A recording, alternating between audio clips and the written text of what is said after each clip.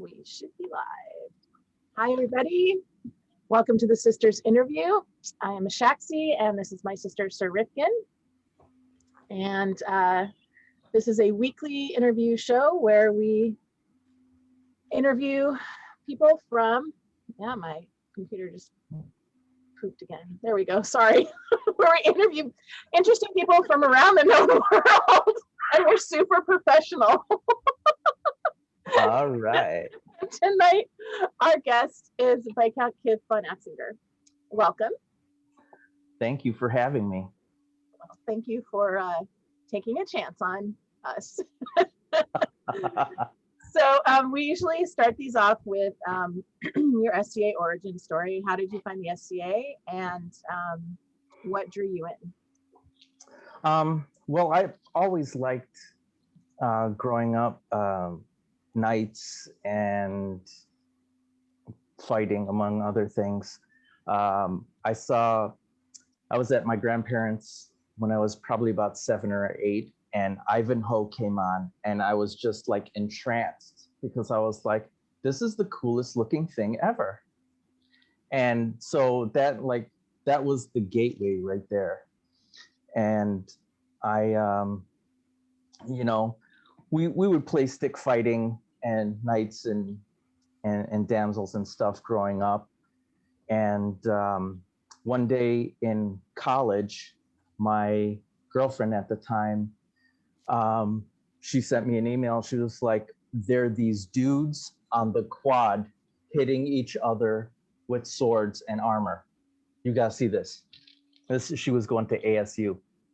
So next weekend when I went to visit her, I was looking around for the guys.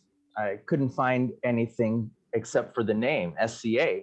And so, this was like right when the internet was starting. Back in the bygone times. So I called Renee in Milpitas, and she sent out, I gave her my name and address, and they sent me a newsletter for the Mid-Realm. I found Chicago, and there were a bunch of branches around. So I called the Seneschal, and it's like, yeah, we're having something on Sunday, or fighter practice, if you want to check it out. I was like, cool, I'm there. That's so cool. So Kith, you have to tell me what year this was, because when I met you, like you have a very super young face, and I'm like, God, this guy's young. And then I realized that you had a kid who was basically an adult. So what year was that? That was probably early 1993. Okay. I think in age, late 92. I think he's between the two of us in age. Yeah, I just turned 50. Well, you don't look 50. Thank you. On Grace Under Pressure on Sunday, they interviewed Her Grace Care Cherie from Aytonville, and I swear to God, she must have a picture in the attic, and I think you have one too. Right? Yeah, I mean, we don't talk about it too much, but the rest of us do. You just don't hear us. It's all behind your back. Right. No, it's not. So from that first event that you went to, what was that? Was it a fight practice, or was it an event, or? That was it was a fight practice. Chicago is kind of odd. We have or back in the day, there were 2 fight practices in the city. There was one on the north side and one on the south side at the University of Chicago. And so, I showed up and looked around, and then I saw this dude get just bam, flat snapped, and I was like, wait, I can do that and not get in trouble? That's amazing. I'm home. So how long did it take you to get your armor together? It took about 2 years. I did a lot of loner stuff. But my first new to me helm, which was an old spun top barrel helm that I got like fourth or fifth hand from our Baroness when she used to fight. And she's like, this will fit you. You got padded a little. It rings, but I mean, until you figure out what you want. And I think I bought that for like $50 or something silly. And then, just getting my armor together slowly but surely. I got that problem where I see stuff and it's like, oh, that's really cool. Oh, wait, but that's really cool. Oh my God, I need those. They don't go with anything else, but I want all of that. So, I think I really only got a decent looking kit together, like right before I became King's Champion. When was that? 5 years ago. What? Okay. I was getting to it. I mean, it just took a little while. Okay, well, let's hop back a little bit. Okay. So who were your mentors? Like, who did you see at fight practice and you said, that guy or whatever? Well, it's okay. So that's a little odd. The joke used to be Chicago was the place where knights went to die, because we're a big population area, but just small turnout for fight practices. I had this one guy, Austin Chadwick, who fought two-sword, who couldn't see anything but would smoke you because he had trained himself to shoot at anything that moved. So if he caught any bit of movement, it was like, like a big influence was like Sir Fern. When she moved back here, a lot of times it was just her and I at practice working on stuff.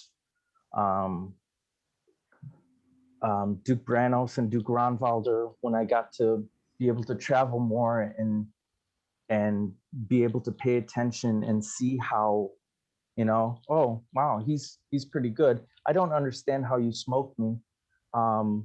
Can you do that to this guy?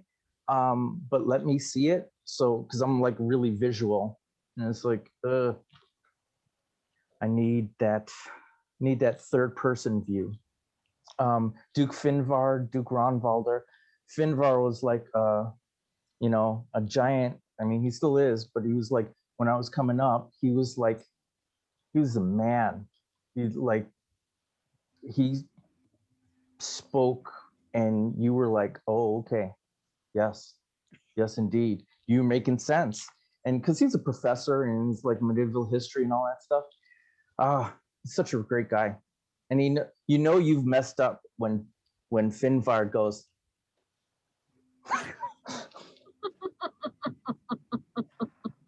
How often have you been on the other end of that? I think I've only gotten that once. Okay. And that was recently. I was like, ooh. Nice. Well, tell us about how you hooked up with your knight. Okay, so I had two knights. The first one, Sir Guillaume Lefort, who's a master of the laurel and defense now. He used to live in DeKalb, which is about 60 miles from Chicago. And then he moved to North Shield when North Shield was still a principality. And, we did, I got a good chunk of my foundation of, knights and service and stuff like that from him.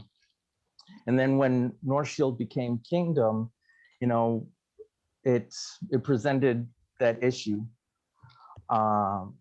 And, we had this little parting ways ceremony. And he's like, you need somebody in the circle in the kingdom. That person ended up to be Vitus. And Vitus is a short, angry knight, very judgmental. So he's a little bit notorious, but also very sort of famous about his writings and his take on chivalry. And so I'm just interested, how did you guys mesh? Because I think of you, and I think very light-hearted, and I've never met him, but my dealings with him through the internet would not indicate lighthearted. Yeah, he is not lighthearted. Okay. And yet he is. I mean, everything he does, it's like for a purpose, to make you like examine yourself and the bullshit that you're spouting. Like, you're great. You're not. Nobody is great. Everybody's human. There are no saints, especially in the NCA. Get over yourself, be decent, and if you're going to be a poser or something, I'm going to call you out on it. I love that about him. Yeah, I mean, he's an old, punk rock guy. So how did hooking up with him change your path or shape your path? So Vitus and I talked a lot, both mostly online, and then whenever we were at the same events, because he was like coming up, he was one of the guys to go to if you were interested in seriously pursuing 14th century whatever in the SCA. His Seven Virtues Treaty and the Anvil of Virtue and Chains of Our Faith they're like written in a period-esque mindset and way to get average Joe fighter to think more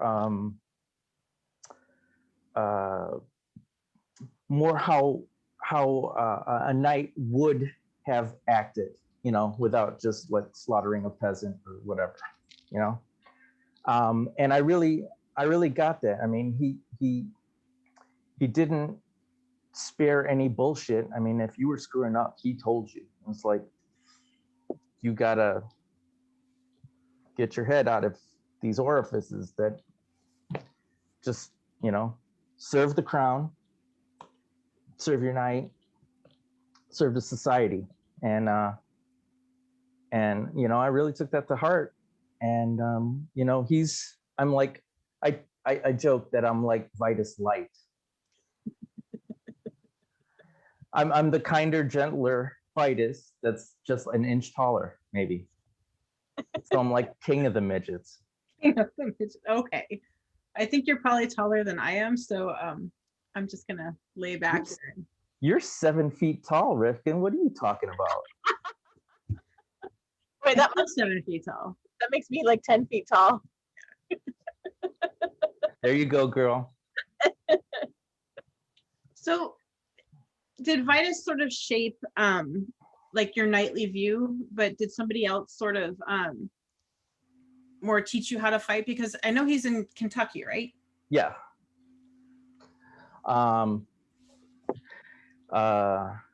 Yeah, he's in Louisville. I traveled to Detroit a lot to just suck up whatever knowledge I could from the Detroit kids, Sobranos and Duke Ronwalder, who I still don't know how he does, even though he's left-handed too. I'm not sure that my spine can collapse like his does.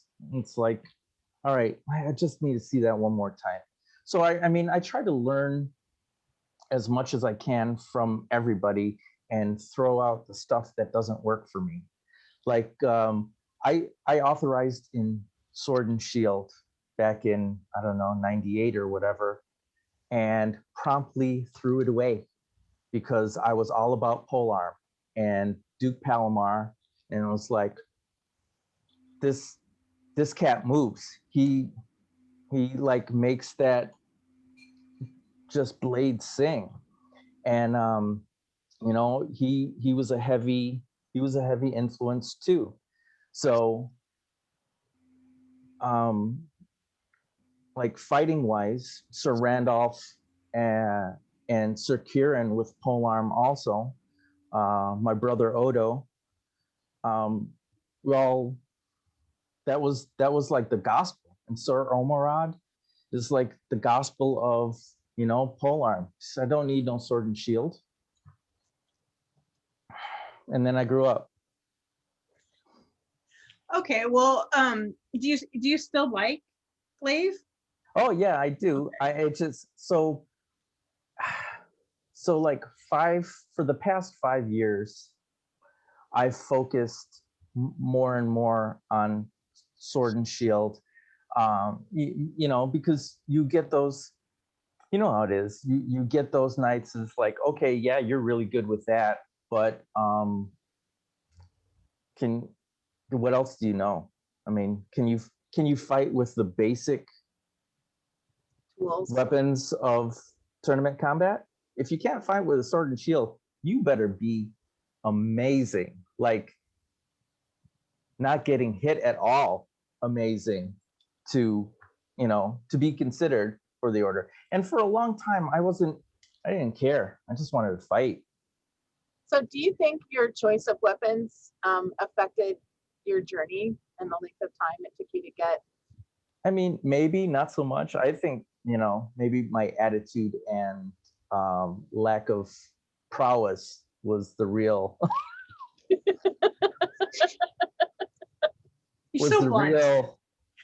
You know, I mean, I could sing and dance for you, but I mean, a lot of people want to think oh yeah, you know, I was right there, but you know, they couldn't handle it, so they made me wait a couple years. No, buddy, they didn't.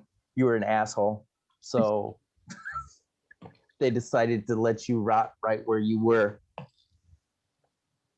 Was there something that happened in your life that mentally was a turnaround for you?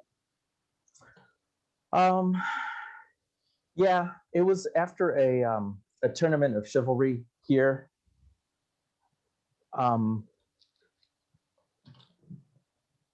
And I got asked by Duke Branos if, you know, if I was serious.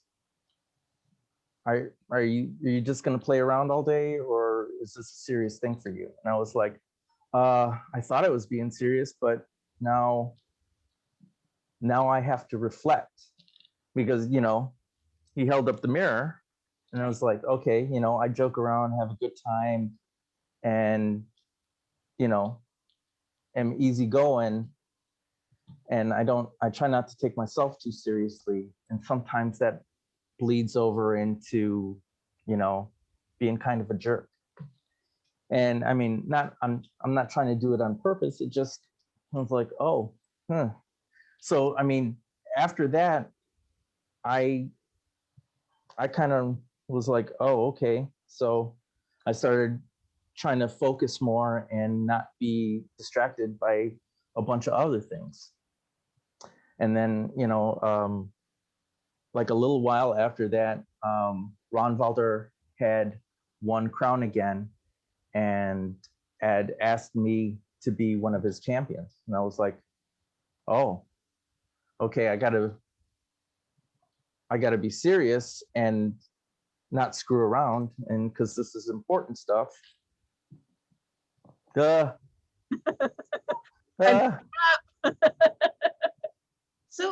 Kith, I would like you to talk a little bit about the pain bank.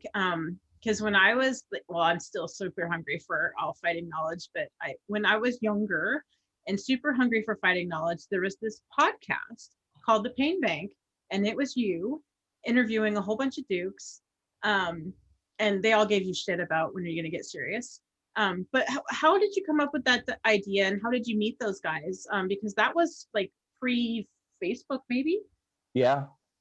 That was, I think that was like 2004, 5, 6, somewhere in the early 2000s. It was like me and Richard, who's a local guy from Detroit area, that does mostly Battle of the Nation stuff now. But he was captain of the Unbelted Champions, and we had being on that Unbelted Champion team or striving to get on it. It was like we all pushed each other, and we're just reaching for that golden chain, and that to not be left behind. And so we had come up with a bit of like, you want to make a deposit? And we're going to take a withdrawal right out of your side. And that's, we goofed around with it some post revel, and some duke was like, you guys should make a show like that, do a pod thing. And I was like, what even is that? Nobody cares. Okay, yeah, you and me screwing around, talking to whoever, sure, let's go do it. And so, I had started traveling more and was looking for those. It was like right when I started to when fighting really started clicking, and I started looking for the good fights, and being at Penzic and looking on the good side of the pickup field to see who's fighting. Oh, there's Branos, there's Alanon, there's Ronvalder, there's Duke Ron from the West. Okay, there's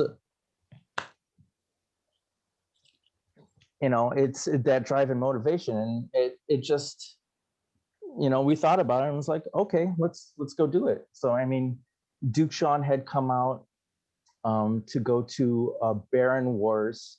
I don't remember I think he was a Duke already. But we hung out, and I asked him for passes, and he's like, you know what, let's have a couple more. And I think it was one of the nicer Baron Wars where it didn't rain all the time. So we were just like going and fighting and making those connections to give that gospel not just to those guys who are traveling, but to folks that don't have that opportunity to go and fly to Utah or go to Penzic or have any kind of quality time with Branos and Ronvalder and Dog and Eliyahu and all those guys. So it was like, okay, we could do this. Well, go ahead, Dawn. Oh, you go ahead. I was just gonna say, it was amazing for me. I don't know if I discovered it before or after I had my baby, but it not only did it give access to people that I didn't have access to before, or I didn't even know they existed, and I didn't know that they wanted to teach or were willing to teach. And the Pain Bank like totally opened up my eyes to the fact that there's all of these opportunities all over the place, and all you have to do is ask. And so I thought, for me, the Pain Bank was huge in just opening my eyes to a bigger world, and that I don't have to go to Penzic or Estrella and not meet people, like, you know what I mean? Like, yeah. And I've had that commentary from a bunch of folks who've like gone on to win crowns and coronets. They're like, you know what, I was listening to you guys and it made me think, and I got a little more serious about actually getting better. And I was like, oh, well, I think it's it was sort of ahead of its time even. I'm glad that you got that out of it. I mean, it was fun to do. It was just a lot of work, man. Yeah, I'm sure I would have met Sean anyway, but that was like my sort of gateway into meeting Sean, which, you know, sort of changed my fighting for forever. So Mine too. thank you for that. Thank you. And we're kind of walking in those footsteps now with what we do. In a big Yeah, way. you guys are awesome. I mean, I love SCA TV. Weird.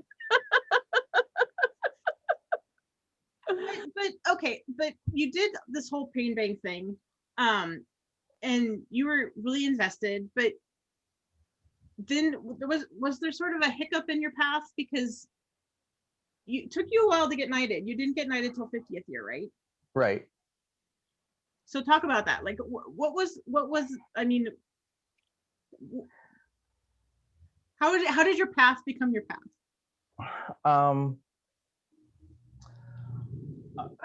Well, so like I had gotten picked to be on the Unbelted Champions team for Penzic. And then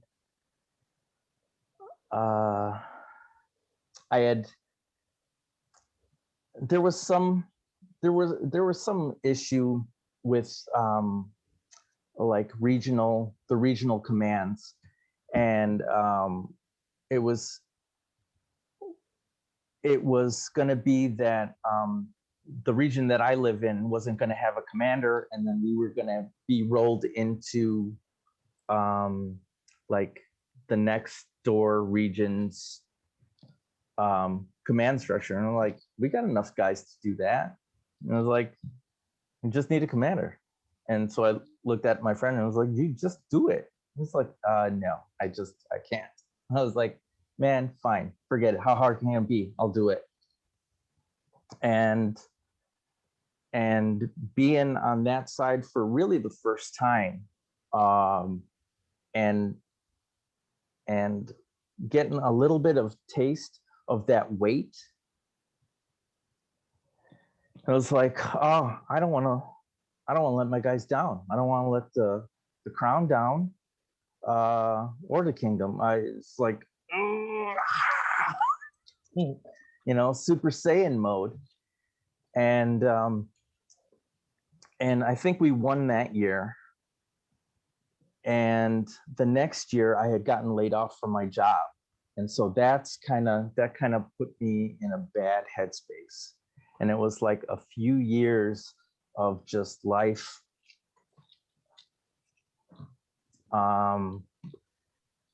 till about, you know, maybe 2010, 2009. It was like when stuff really came to a head, and I was just like, I didn't care about nothing. And I was just like, it was hard doing day-to-day stuff. And you know, I went to an event because my friend was like, come on, let's go. Fighting will do you good. And I got to fight with Duke Balharic. And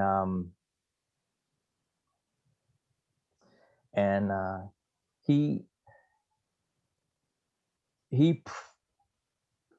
proved what a enormous friend he is, and what a giant heart he has. We talked a bunch that day, and that really was like where our friendship started to solidify, because I walked through fire for Tommy and just be like, I kill you. don't make me do it. But I mean, that little spark, you know, showed me that, gave me something to focus on and to work towards. And then, you know, I was reading about Miles and the Knight, and that really resonated with me. And, you know, I tried to, I think that was a time when I realized that I really was on the path, because I don't think I knew that or was on it before. And then fast forward a few years later, I squired a Vitus in 2010, and in like 2015, I become one of the King's champions, and just getting more into the flow of, okay, this is what a knight ought to do. This is what a servant of the society ought to do, because not for any cookie or whatever, but you got to give back. You can't just, if you're just leeching, you're a leech, and a deadbeat. We don't need you. Go somewhere else. Just away from us. It's interesting how when somebody shows that they're invested in you, how you become invested in other Totally. people and in the society more. And in yourself. Yeah. Very cool. We only hear good things about Valhorik. Everybody loves him.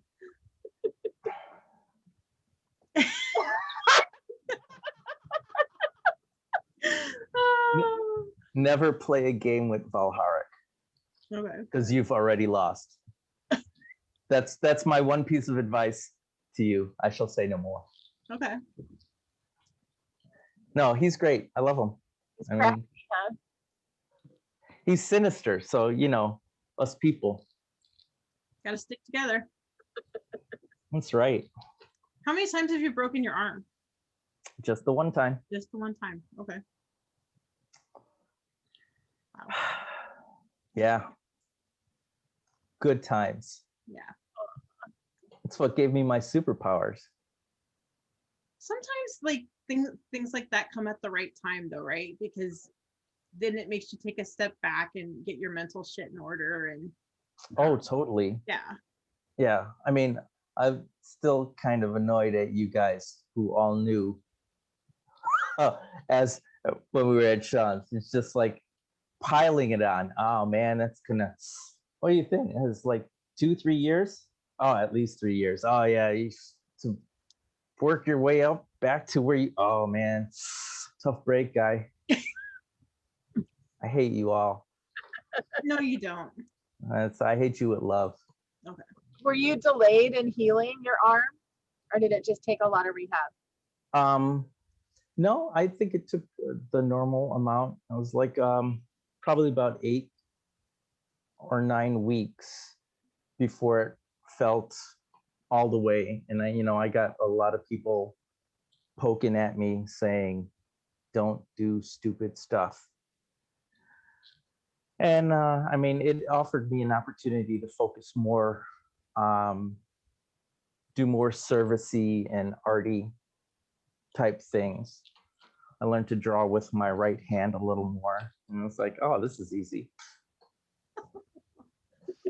All right. So tell us about being put on vigil and that kind of thing. So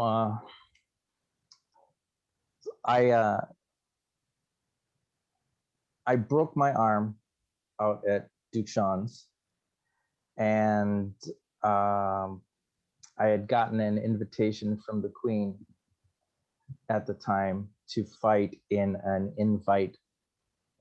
Queen's Invitational tournament. And I was like, I don't want to go. I don't want to do it.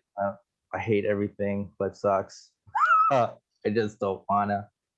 And Sir Seychel, she was in town, and she was like, that's the Queen, bro. You gotta, if you're not gonna fight, you need to show up and tell her. She'll understand. It's your arm, for God's sake. I was like, fine. And it was probably about 2 hours away. We hopped in the car, and I'm just like, I don't wanna. I just don't wanna. And she's chatting and blah, blah, blah, blah, blah, blah, blah, trying to, talking, fighting, and just everything. And little did I know that Sir Drew, my friend, was waiting at the end of the block in his car for us to leave so he can get my my mom, my kids, my roommate into the car and go to the event to surprise me. And I was like, man, I'm sitting around at the event and he's like, there's some buzzing around, and I thought for sure that, you know, my buddy was gonna be put on vigil. So I was like, okay, so that's a good thing. So I'm sitting by him thinking I'm slick. I'm like, you're not gonna see this coming. This is great. This is the best ever. And so we're sitting and talking, and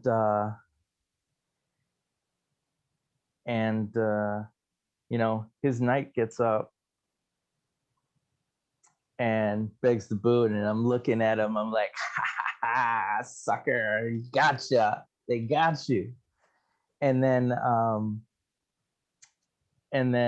my other friend who had gotten knighted the year before me is talking to my Squire brother who had just gotten knighted like 6 months before. And he's like, you know, they're talking. I'm like, I'm thinking to myself, guys, this is a dick move. The dude just got put on vigil. Have some, sit down. Nobody wants this kind of shtick. And that's when they call my name, and I'm like, there's another. That's where the famous what picture comes from. Well, Yeah, because I'm so quick on the uptake.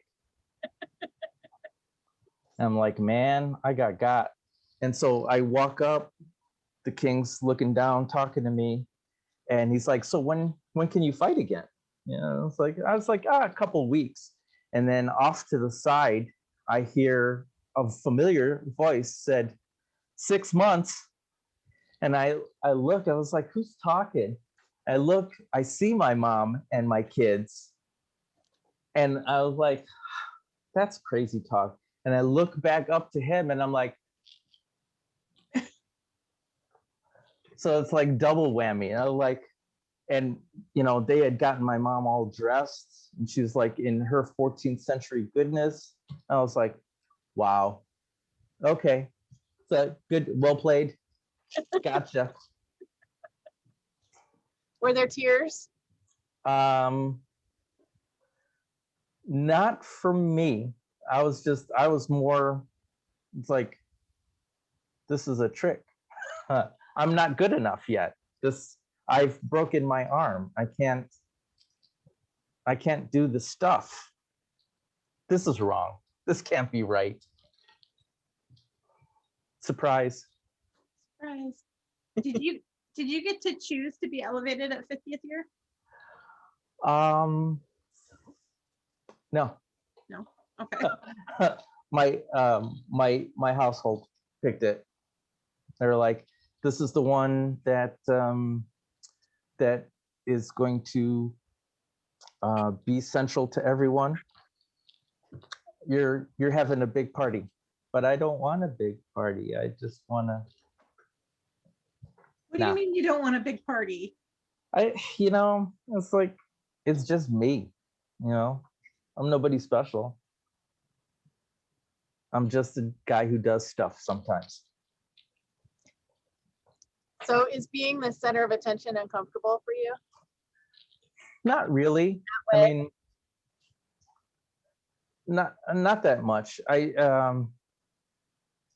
have to do it a lot at work. Sometimes the people don't appreciate it, but I don't care. It's like, that's what it is, man. Unless you like catch me totally off guard, and I'm like,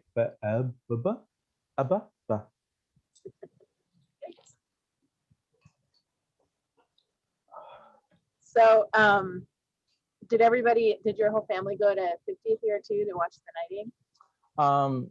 Just my kids. And your kids play SCA? Yeah, off and on. They're focusing on school. my son's like finishing up to be an engineer, like aerospace engineer. I was like, what's that do? He's like, I'm gonna make space stations and stuff. I was like, oh, cool. Very cool. A smart one. Yeah, and my daughter's she's studying to be I think it's a kinesiologist. I'm not 100% sure, but some kind of body PT type person. Very cool. And did they grow up kind of visiting the SCA? Oh yeah, they were I think my daughter was like maybe 14 to 18 months old that the first time I got squired. Very cool. And then we have a picture of I think the second time you got squired and your son standing behind you. Yeah. You want to look at the pictures? Sure. I can Sure. pause.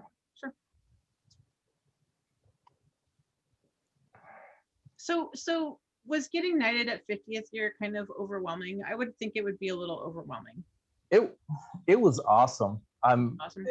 It was a bit overwhelming because it's like, I thought I was going to have a little spot and, get the traditional, have my knight beat me with a holly branch and the whole thing. And it was like, when I walked in and saw how they had set everything up, I was like, it's like the country mouse the first time he hit the city. And he's like, wow, this is amazing. That's cool. All right. So very young Kith here. What are we looking at? This is Warpay in Darkyard, or the Barony of Roaring Wastes, where the majority of House Darkyard lives in Legio Darkyard. So what happens is the premise is they're like a Roman, war household. They've got the Conuberniums and everybody support staff and stuff. So Dugranos gives out a there's salt and spices, some gold, which is like Hershey's chocolate gold thing, and something to drink, and a coin. And you make your mark on the paper that you fought for the Legion, and you go and then enjoy your beverages like back in the old days. Jan olden times. That's Squire fanny pack. Wow. And this was at Penzic at the old QE2. Our queen and princess, I think, are in the background. And this is probably after one of the battles on Saturday or on Sunday. There's Duke Eliyahu, and my it was like the first trying to be coherent kit coming together was there. I don't know what I was doing with the shield placard thing. I was being a goober. So what made you interested in the 14th century? I always liked like stories of the Reconquista and stuff like that. So that's, I mean, you get a lot of fighting for territory there, just trying to push the Moors out. And my ancestors come from, on one side of the family, come from up in Galicia, which is like, they're their own thing, but they're like between Portugal and Spain. So they're like right above. And so the language is like mixed in bastardization of like Spanish and Portuguese, and they still can't understand anything that's going on. So I mean that whole from William Marshall up until like the middle 14th century is like the big time period that was interesting to me. And I mean, I fly around all over. I mean, the Norse sagas and stuff like that were interesting to me as a kid because I grew up on that. Also, stories of the sagas and stuff. This is Sir Jocelyn. She's also left-handed. And the spears are up. This is at Penzic, so it must mean that it's raining.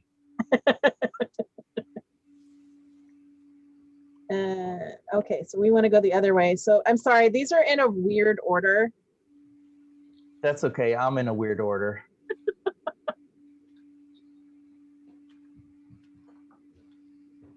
So this is your first squiring? Mm-hmm. That's Sir Guillaume. He made that kit. I mean, the first time I saw him fighting, I was like, this dude is not SCA normal sized. And so I might be able to move like him. And yeah, I mean, I got a pretty good foundation of, you know, how knights are supposed to be from him. Sir Vitus and his lady wife at my my second squiring.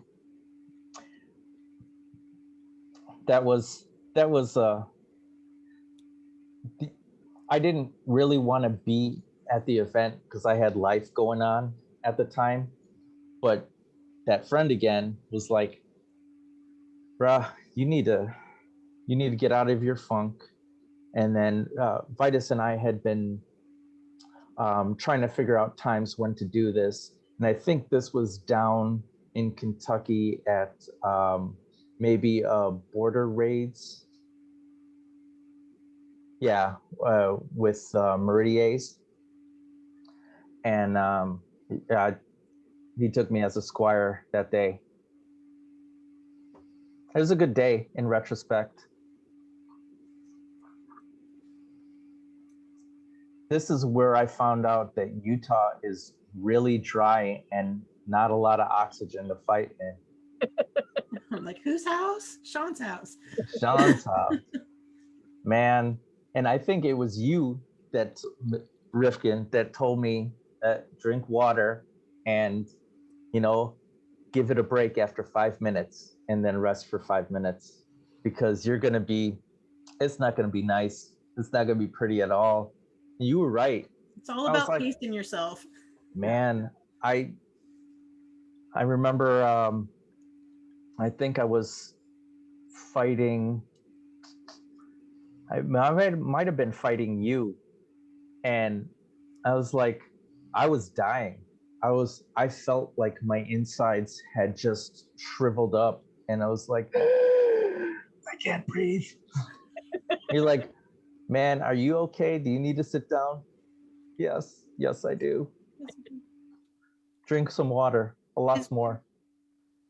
No, that's not you fighting, Sean. No, I think I'm closer by the 10th. Yeah. Is that Vilius? I think that is Vilius. Yeah. I remember he messed my brain up when he started fighting left-handed against me, and I'm like, what are you doing? Stop it. I don't like it. I don't like left-handed people. This is my lovely sister, Eleanor. She made me that surcoat when I became champion for Ronvalder.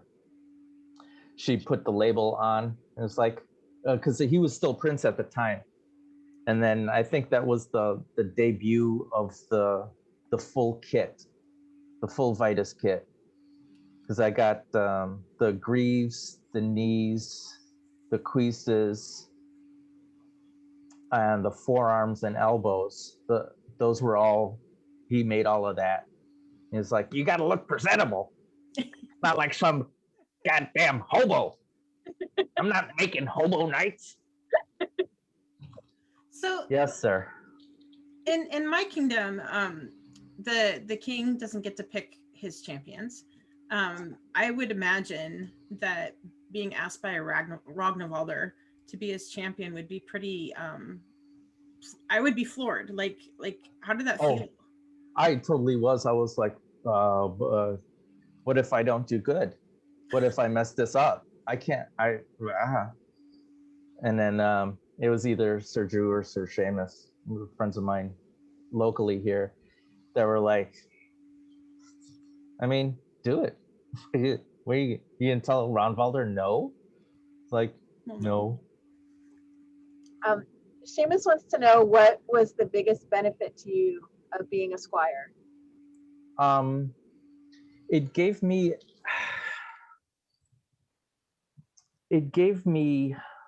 a better picture of like what service and fealty kind of are, you know, and stuff that I don't think that I would have picked up on if I had just like tried to go it myself. Some people can do that. I know a bunch of knights who were never squired, but they turned out to be like really good examples of what a knight ought to be. I just, you know, I'm more visual and need examples. Yeah. Sometimes for stuff to click for me. I'm always really impressed by people who didn't have a peer that are able to then turn around and mentor other people. They become peers without having a peer, and then they're also able to turn around and mentor other people into a peerage. It's remarkable because they didn't have the benefit of being mentored, you know? Well, right. I don't think that's completely true, because I think a lot of the people that didn't have formal relationships still had pretty strong informal relationships. Yeah. Yeah, that's what I've noticed for the peers who haven't been dependents, specifically chivalry, that they've had a good core of influence and like reason to be like,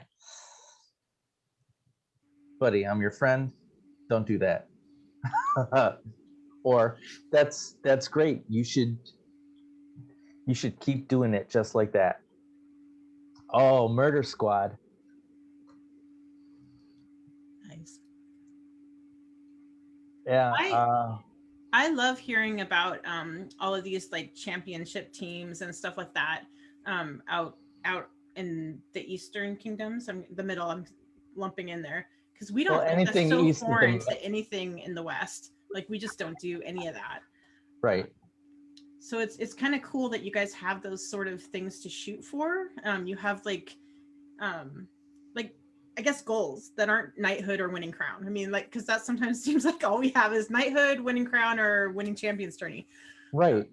And that's, I mean, that's, I feel like it's a bit of a disservice to the unbelteds. They don't have like they don't have a showcase to this is a tournament. There's no responsibilities. You're getting into your flow. If you find that you desire some responsibilities, then there are these tournaments right here for you to get into. That's what's nice about having like once a reign here in the Mid-Realm, we have a tournament of chivalry where it's like the knights and masters hold the field, and they've got it split up into like a training, a practice, and like a crown round. areas. So depending on what kind of fight you want, are you working on something? You want 3 passes, or are you trying to learn something? Do you want 5 passes, or do you want 1 pass, crown round, everything, just go?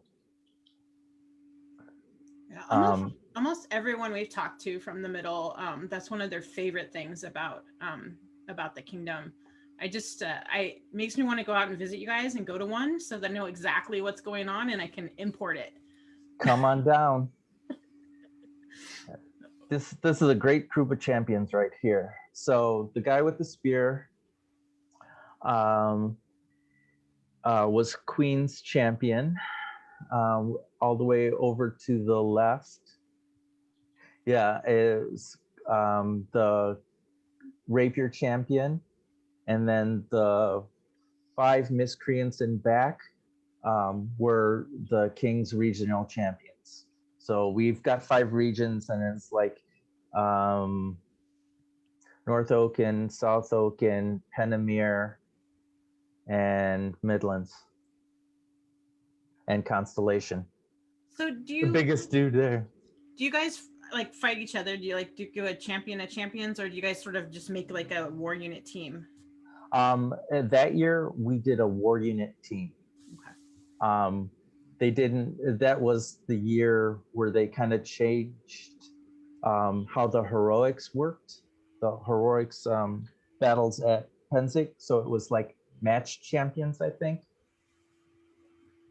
Cool. It was a good time. All these guys here are killers.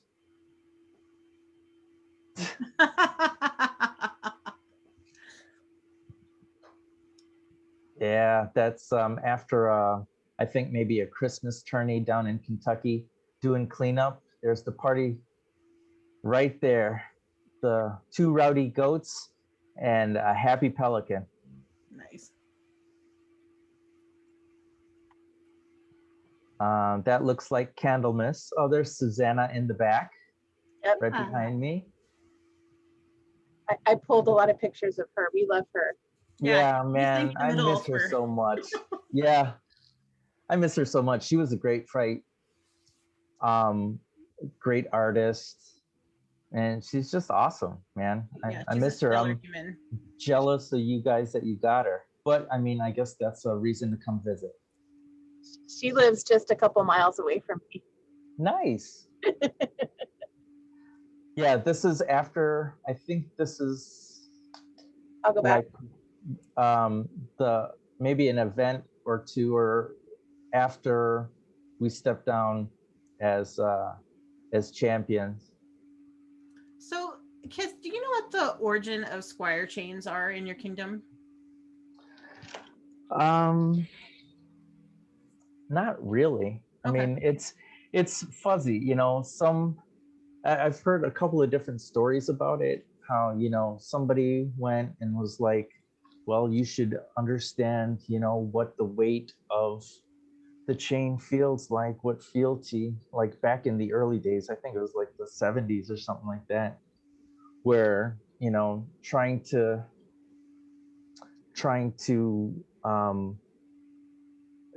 be that, instill that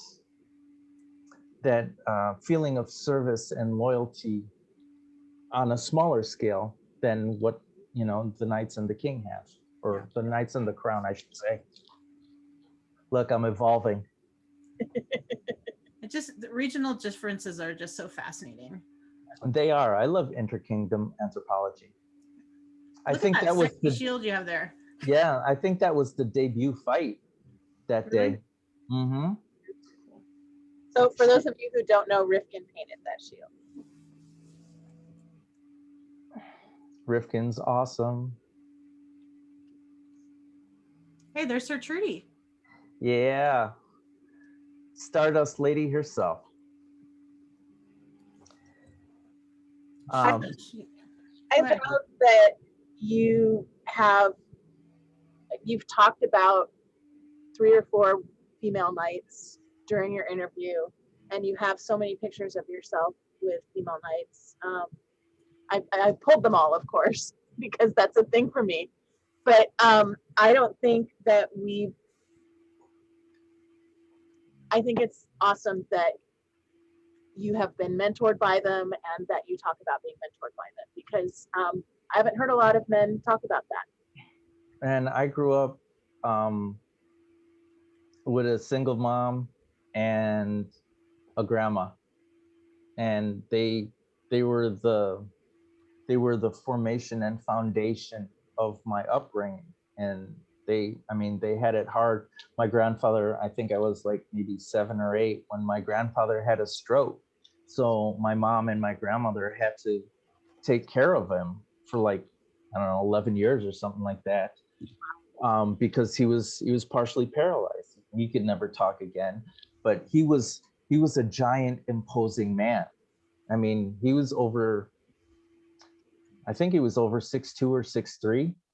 And, as a little kid, I remember just, He was a giant. he was a giant. And then having him just totally laid low, it was weird. And seeing like my mom and my grandmother just take care of their guy, and like all the trouble and difficulty.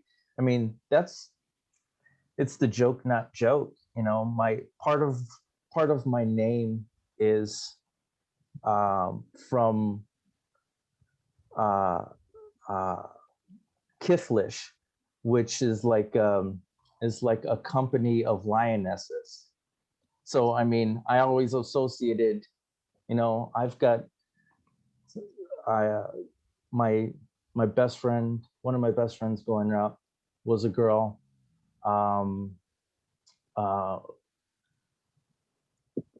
I've always been surrounded by strong, capable women. So it's like, I'm not scared of that. I mean, it's comforting. It's like to normal, me. normal Yeah. for you. And, I know that they're also killers. And it's like, I'm good. And yeah, Sir Fern, she and I spent years where it was just her and I at practice. I mean, that's how I learned to fight against the round shield. Awesome. Do you want to say anything about this picture before we move on? Is that Damon? Yeah, that's Damon and Till. I was just thanking them for being here. I felt so fortunate, and like loved by everybody who showed up and came. Look how many names you have. 3 kings. Wow. 3 kings, 2 queens, and a princess. Yeah, I mean, the first. Sorry. No. There we go. I mean, it's a little, I'm not sure what the English word is, not awe-inspiring. It's like, it left me kind of awestruck. At the love. What was the word? Awestruck? But in were you going to say it in Spanish? No, I was going to say it in Portuguese. Oh, Portuguese. What's the word in Portuguese? It's never mind. I didn't mean to put you on the spot. I think most people understand what you mean, though. Like when that many people are happy for your success, when you don't really think of yourself as affecting other people, it can be really sort of emotionally overwhelming. That's very true.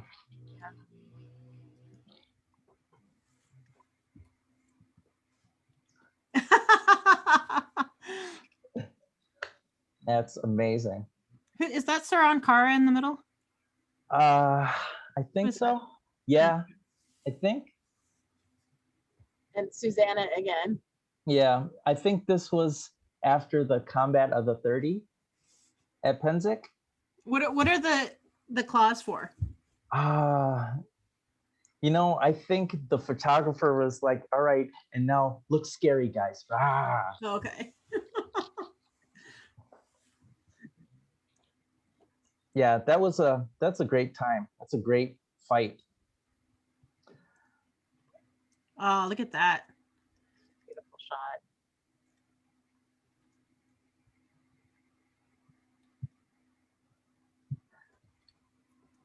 What's going on here? Oh, so that's the local barony. That's the Baron and Baroness right behind me. I was their champion. I was a baronial champion for here. And It's the baronial. yeah, because so we've got the mullet of 6 points, which is from the Chicago flag. And so they did it one for each of the cantons. And the baronial colors are like blue and green because we're on the plains and we're by the lake. Makes Yeah. sense. She's like, murder, murder, murder. Oh, Stasi. It's like one of my favorite countesses. She's from Caid, and she asked me to, we were, man, I can't think of Wes's SCA name right now, but we were on her team at the Rose tournament on Sunday at Great Western. I think that was my first Great Western War. I had so much fun. It was amazing. I loved it. I was like, I got to come out west more. And wow, that happened. That's crazy. Yeah. Oh. So I don't know. Oh, this is a purple threat. It's our AOA service award. Oh, cool.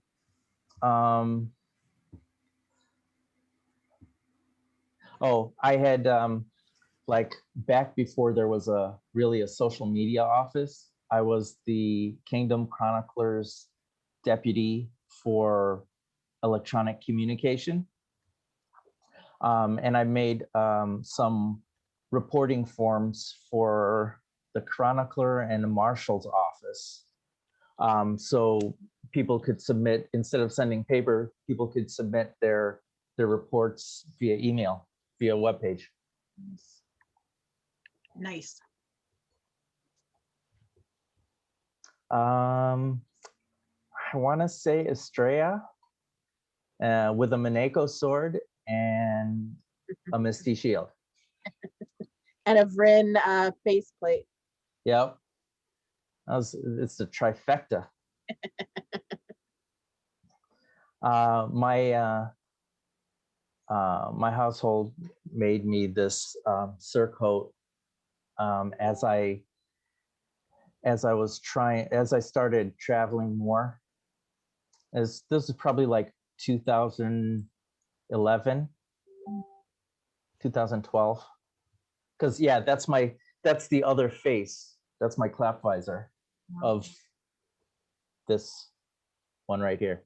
One of the things I love when I'm looking through all your pictures is how many different fighting surcoats and tabards and outfits you have.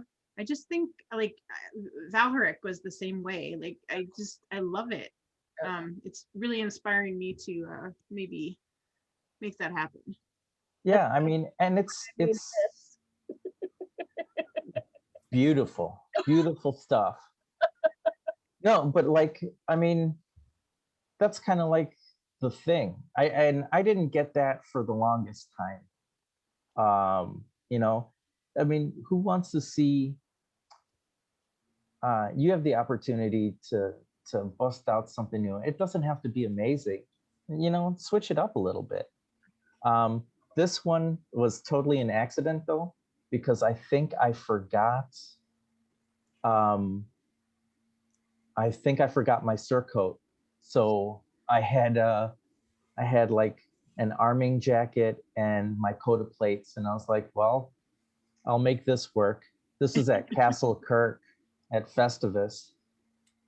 We got a Minako in the back, a Sir Tom, a Count. Is this I like, can't remember. are you guys sort of doing a home gang, or what is this? Are you on islands? Yeah, so there were these giant spools at Duke Guy's place, giant wire spools that sat on like little cement rockers. And so Oh, you cool. would be able to move around them, and the platform, you had to mind your feet. Yeah. And man, Achilles just gutted me because I started to lose my footing, and I thought I can correct. Nope. I cannot.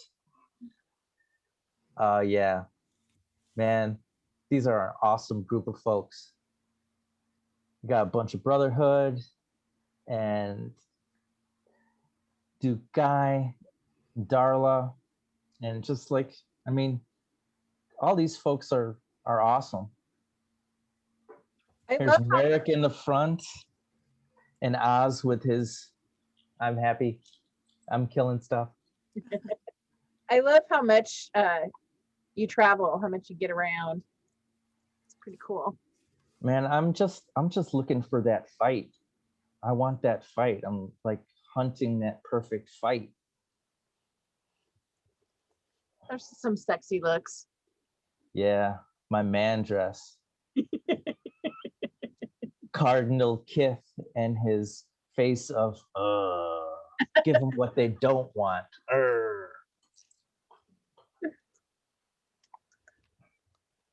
I was totally innocent in this picture.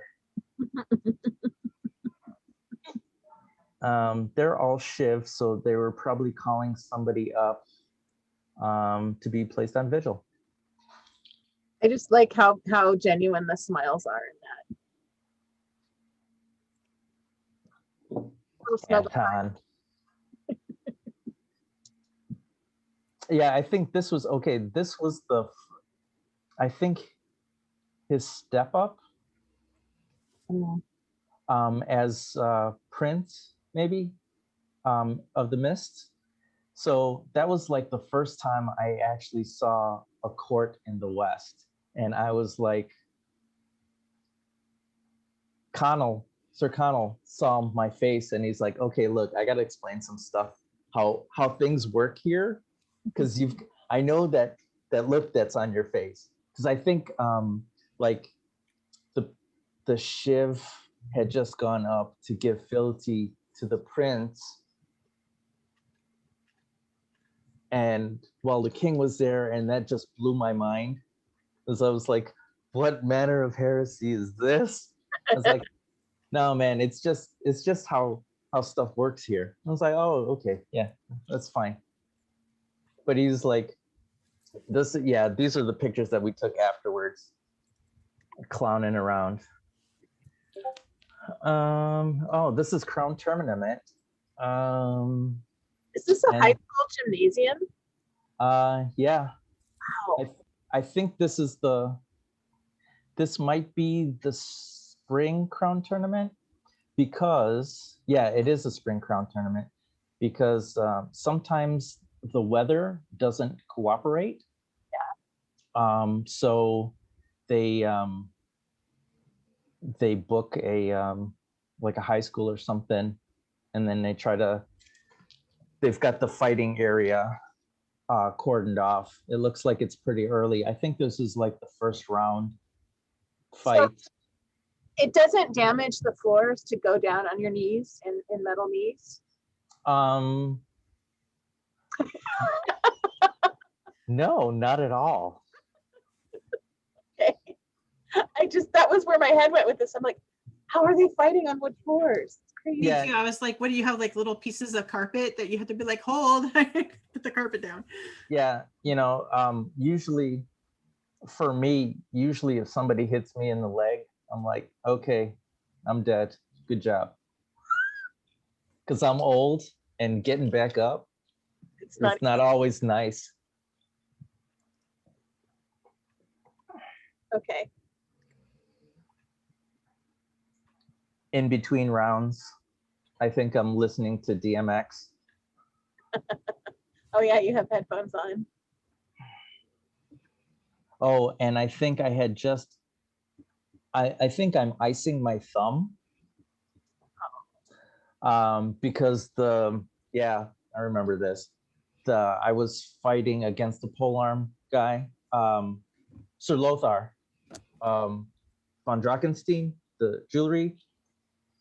I was fighting him, and I came in close, and we got kind of jammed up, and the handle of my shield like just went into the soft fleshy part here, and it was like, that really hurts. And it swole up, and I was like, how am I gonna get my glove back on?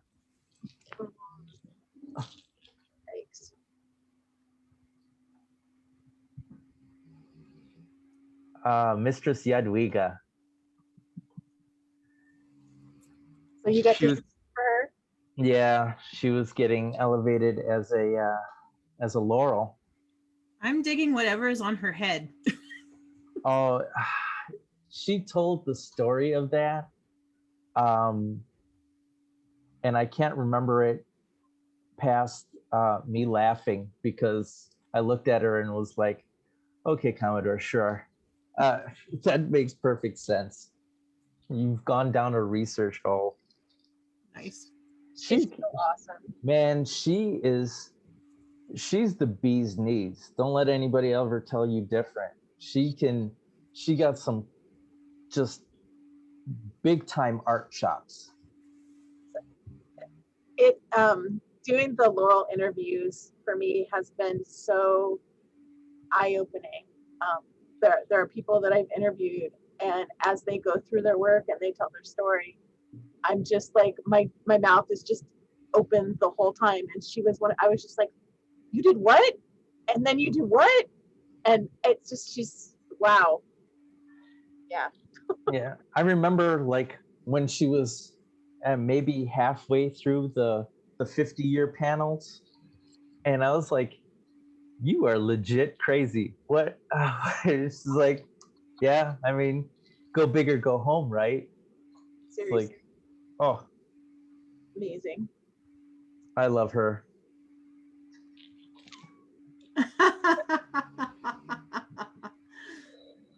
Well, So I don't know if we have any pictures of here of him raining, do we? yeah. Oh Okay. yeah. I got a whole section. All right. I have raining questions. Okay. Yep. We'll That's get my there. favorite pelican right there. Nice. And is this, I wanted to ask, is this a household thing? Yeah. This is a tree ceremony at Penzic for Darkyard. It's kind of a remembrance thing for Forgan, who was the founder, and Brown's knight, and a bunch of other guys' knights. And it's just kind of like a yearly memorial when we get back to Penzic. And I don't know, I got to really thank Forgan, because if he hadn't got all that crazy stuff in his head and became part of the SCA, I probably would have never met Branos or any of the multitude of friends that I've made. And what has he spawned? Just wealth unimaginable. I can speak.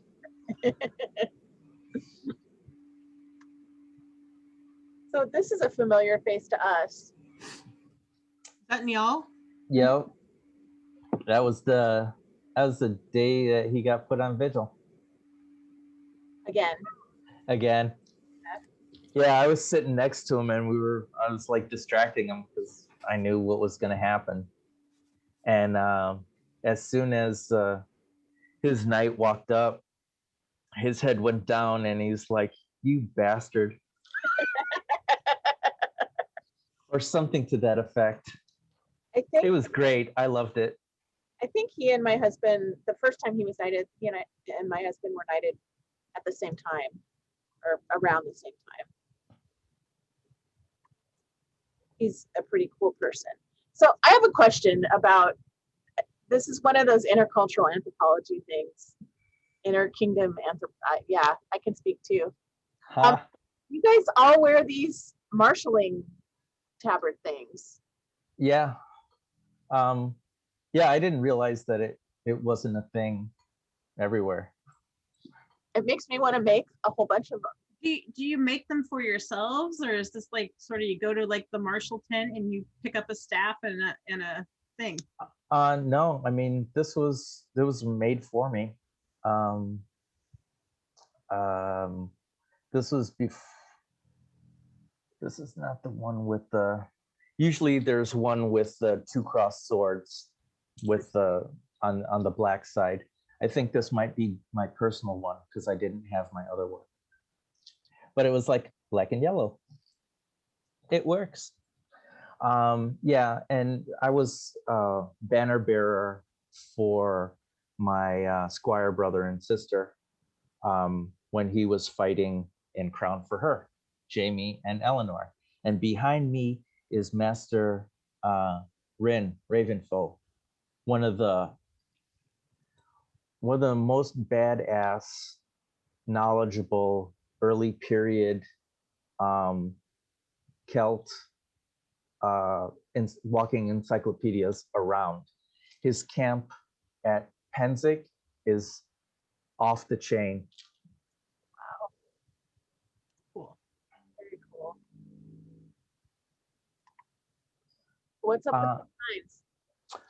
I think one of our friends was off doing something really difficult, and a service to like humanity type way, and we took a bunch of pictures because I remember that's Duke Palomar, like polearm god extraordinaire of the old world. So they had these signs made up, and there are a bunch of different ones of people holding them up and say, hey, we're really proud of you, keep doing, you got this, we're all here for you, type of deal. Oh, and there's a tapestry in the back. Yep. I love stuff like that. I think it's great community. This just cracks me up.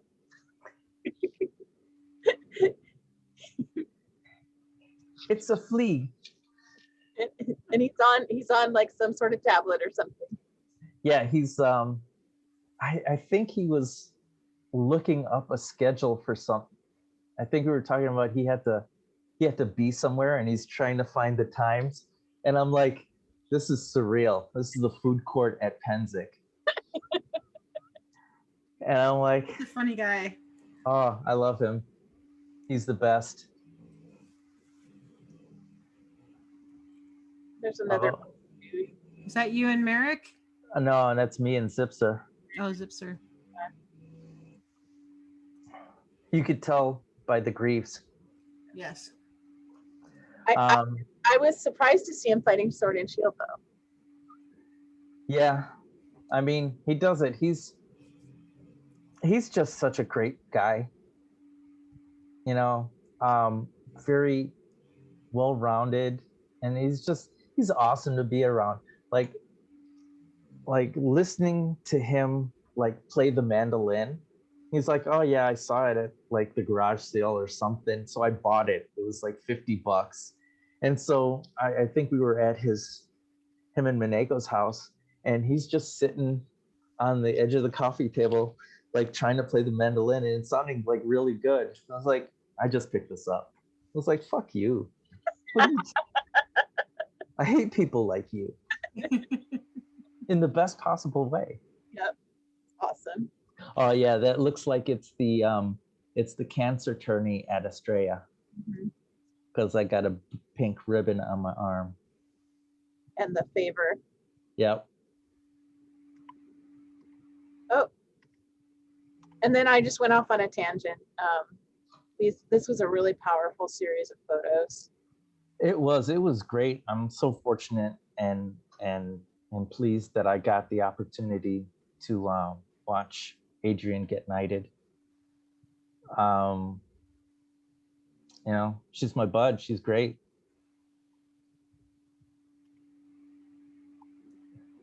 It looks like Merrick is going, do you think this is a game? Is this a joke to you? I love this picture. Okay. Actually, he was saying something really deep and moving at this point in time. And I was like, was he crowned? Yeah, he was crowned. And I was like, he said he's got some a great gift for saying like pretty words. And you're a prince there, right? Yeah. So let's talk about you as prince, because you fell in love with somebody from the West. I did. Duchess Ariane went. And you fought in one of their principality tournaments. Was that the first? Did you win the first one you entered? Yes. Did you fight for her in a crown too? I did. The October crown was a couple of weeks before Coronet, and man, I think that was the first. Yeah, it was the first Western crown I fought at, and I was blown away because I was loving it. I was like, the way they do that, I was like, this is amazing. This is wow.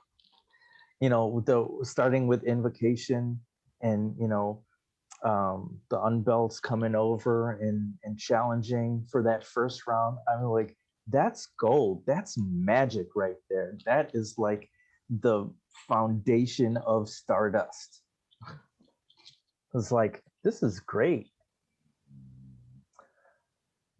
And yeah, I think I made it to the 5th round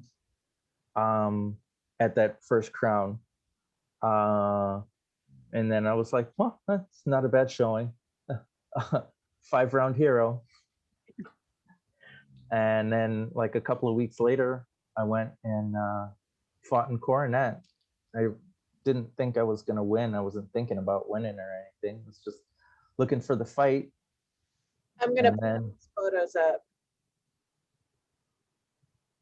So how was it reigning in a kingdom that you don't live in, and that is culturally very different than the Middle? It's it was very rewarding. It was like the hardest thing I've ever done, and you know, I just tried to do the best I can. I didn't want to like screw it up. I was gonna be out west anyway, seeing my girl, and well, now I have a job too. Right. And I mean, like, being out west and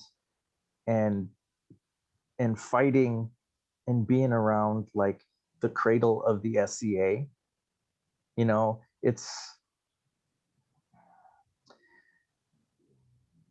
very humbling, because I mean, I felt a ton of love, and you know, and knowing that a lot of the traditions that we have started there.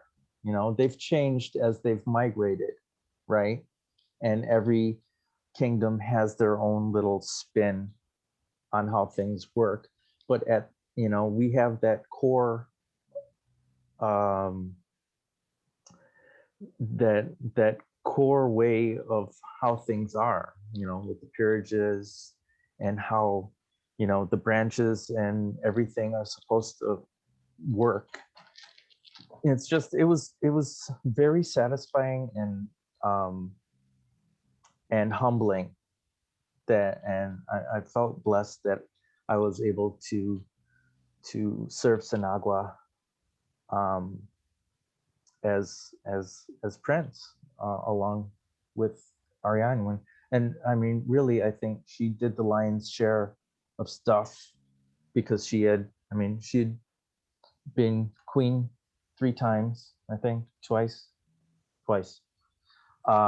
She'd been princess before, so this was her second time as princess. And it's like, I'm just like so fortunate and thankful for, all her love and support. I really couldn't have done it I love that picture. without her. This is like, we gonna cause trouble? Oh yeah. Is there anything from the middle that you brought out while you were reigning, or is there anything that you learned or like traditions that you found out about while you were reigning in Snagwa that you took back to the middle? I really like the how crowns are kind of set up in the beginning out west, and then after like round 4 or whatever, they have roses being fought off to the side, which I think that's fantastic. Wow. And I wish that we would do that here. I don't know if I'm ever king here. This is really cool. Yeah. Oh yeah, this is during step down. That's amazing. Yeah, there's just some beautiful photographs of you. Does the middle have any principalities still? No. No, not anymore. North Shield was the last one, and I think that was 2000 and something. Oh, this is me passing over the coronet to Rolf at our step down. There's the Queen of the West looking on joyfully, going, ha ha ha. It was a great time. Like, the folks of Sinagua and the West, they're great people, and I wish that that travel distances weren't so far away, so I could see, all the folks that I like more. So Valora wanted to know what was the best and hardest thing of reigning in a kingdom you didn't live in? Man, I think it's like trying not to do any social faux pas. Something that, I was very concerned about doing a good job and having a nice, smooth reign, and we got a lot of support. As Connell, one of my who's calls.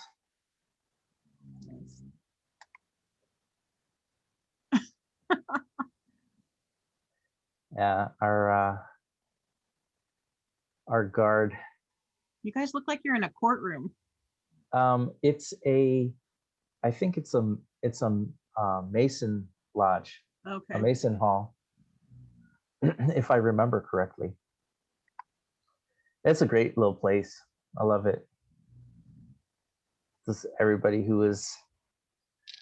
was instrumental in our being able to do stuff. A great support staff that we had.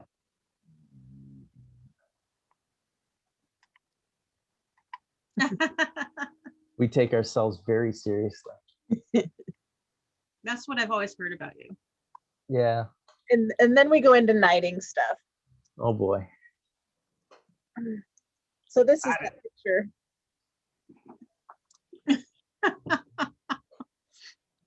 That's the what? What? Me? Yeah, and Sir Seishel sitting next to me with the red hat. She's like, they called your name. Go up there. What? It's so great that someone caught that.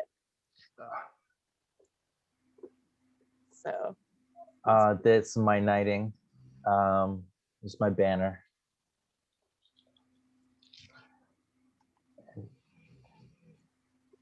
Smiggity smack. oh, is that what this is? Yep. I couldn't figure out why his arm was under your clothes. Right. I'm gonna tickle you a little bit. What is happening here? Yeah. Prince Edmund looks horrified. He's like, oh, I don't want none of that. It's coming at me. Yeah.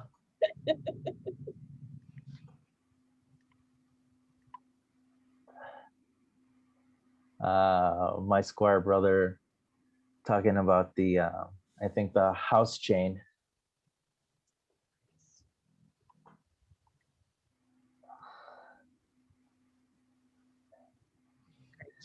Feeling the weight.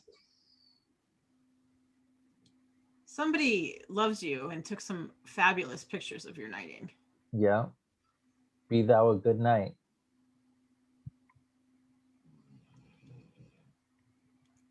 See, I thought this was the Buffett picture.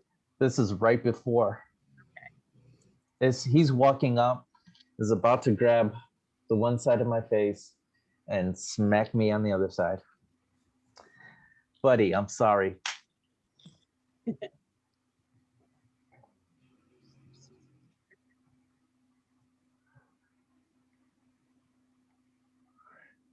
My knighting sword, my brother Ingram. My Saint Maurice. He's like, this is gonna hurt you way more than it's gonna hurt me. Is he gonna kiss your forehead there? Yep. I love this picture. It's so great. It's very intense.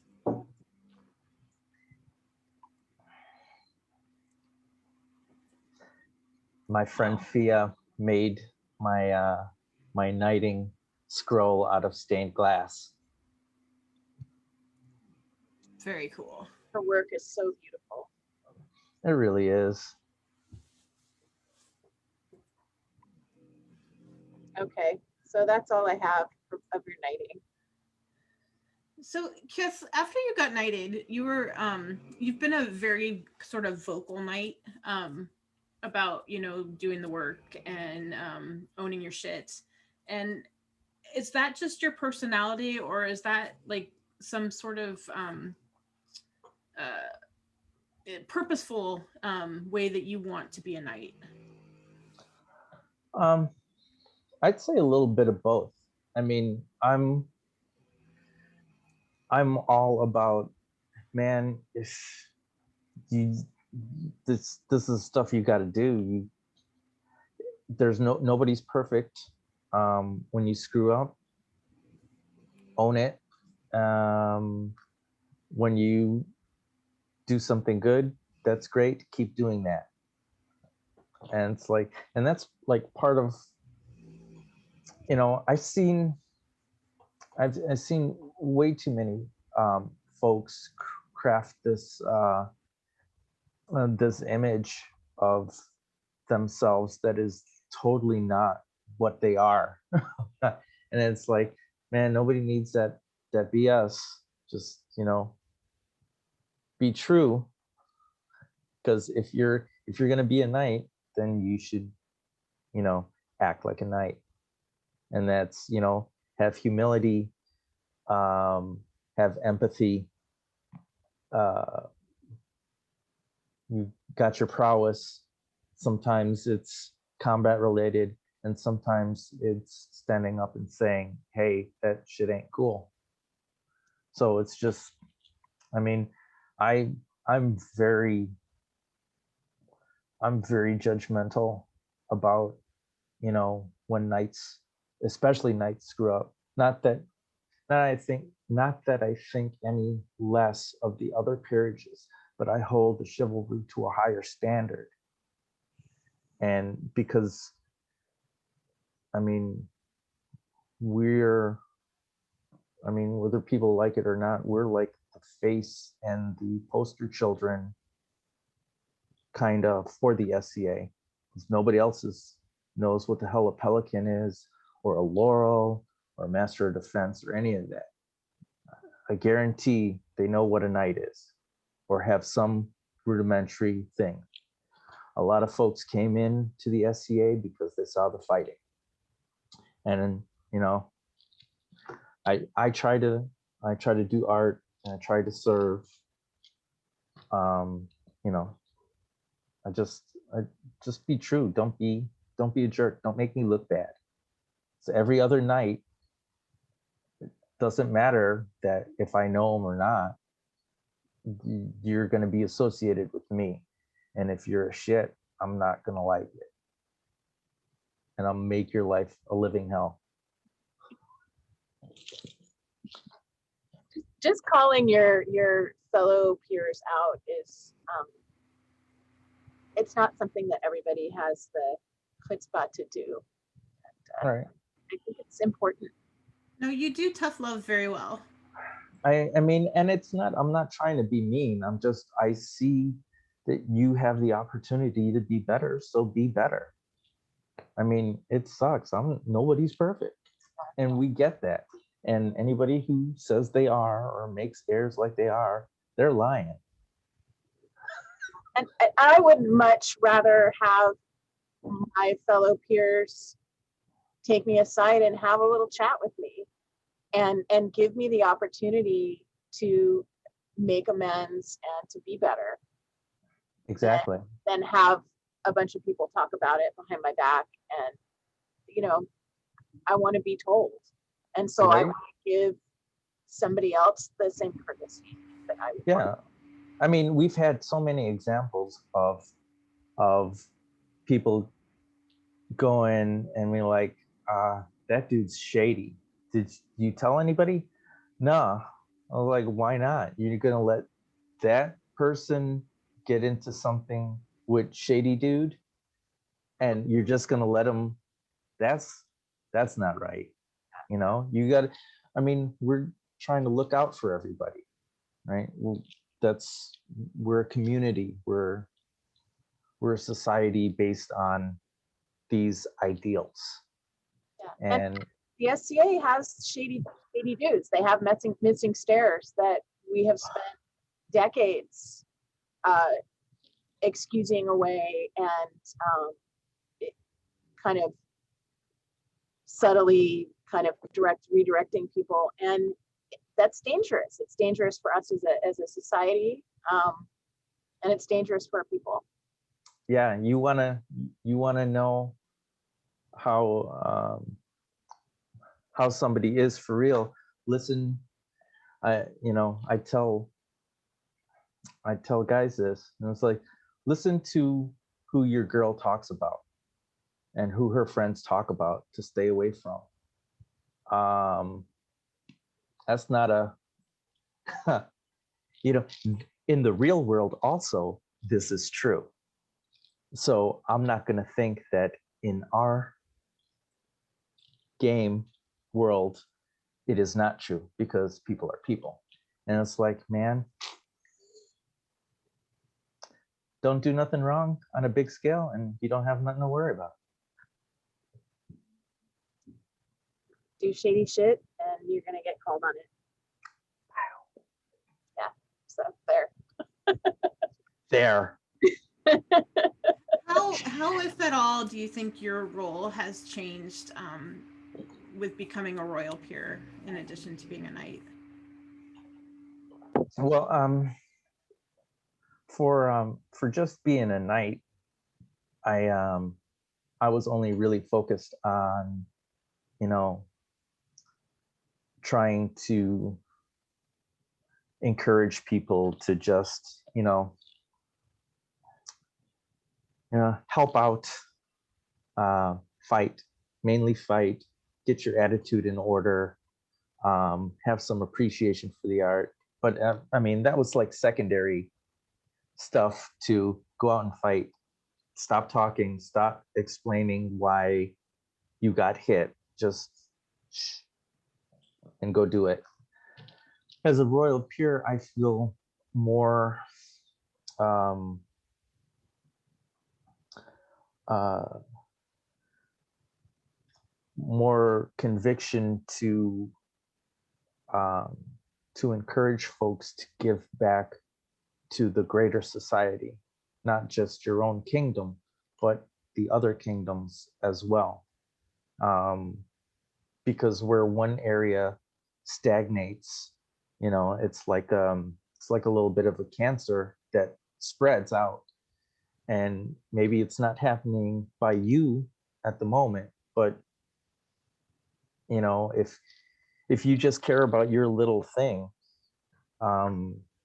pretty soon it's just going to be you. So, I feel a greater responsibility towards the society as a whole, as a royal peer. And I didn't think that it was different until afterwards. It's like, because you when you're a crown or a coronet, you get to give out awards and find those people who are giving back that little piece of the magic, that little piece of stardust. They're doing whatever they're interested in, and they're like, oh, look, I've made this thing, or I researched this, or blah blah blah, whatever, right? And they're so seeing people that are so jazzed about it and just word vomit knowledge on you, and it's just like, I don't understand anything except that you're really excited, and that's made me excited, and you're enriching everyone else. Here you go. Thanks for being part of this society, type of deal. Very cool. Do we want to finish pictures, or do we want to forget the rest of the pictures? Whatever you desire. It's getting late for you. I'm remote work, so at 4 a.m. when I check my email, it'll be fine. Okay. I didn't want to take you too late. All right. I'll pull them up then. Yeah, I've got nothing but time for you guys. Yay. So I wanted to ask about this coronet on your head. Yeah, that's the first coronet of Sinagua. They're made out of wood, and I think those are the ones that, and my memory is hazy here, I think those are the ones that were the precursors of the swan one. Okay. I think there was they had those made while the other ones were commissioned. I don't remember, and I feel bad. It's sorry. It was comfortable. That was some serious old school. I think that was the in the early days of Sinagua.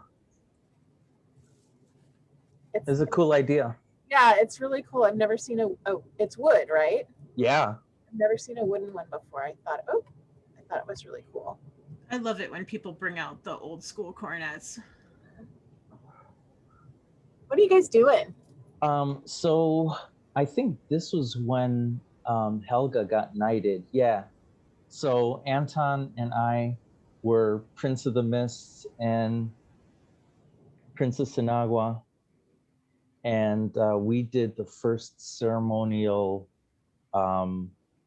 guard duty for her knighting, for her vigil. She's a lucky lady. And then I love this, because if you didn't know that these two guys are giants. You do now. Yeah.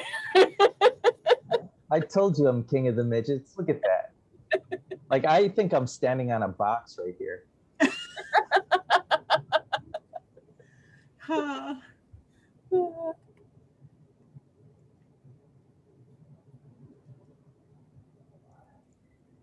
Alaric of the Mists, King of the Midrealm. This is like the last event that I had before Step Down. We were here in this was this Jadwiga's? This might have been, no. You look, there's like a definite love vibe going on here. Oh yeah, because so when he the pictures of me holding the banners at that crown tournament was the crown tournament he won. He finaled against Meow. Oh wow. And so when he came up, he won, and then like a few weeks later, I want to say, I won in Sinagua. And so at Estrella, I said, man, you got to come out and, we'll go fight at Estrella or Great Western, one of the two. And he came out there and we're just like, he's like, I grow up in the Mists. I was born in like San Francisco or something like that. I was like, no way. Yeah, my name is not just ironic. So Kith, you've talked about like how you're always searching for the fight. What fight have you had that's closest to like meeting your dream fight?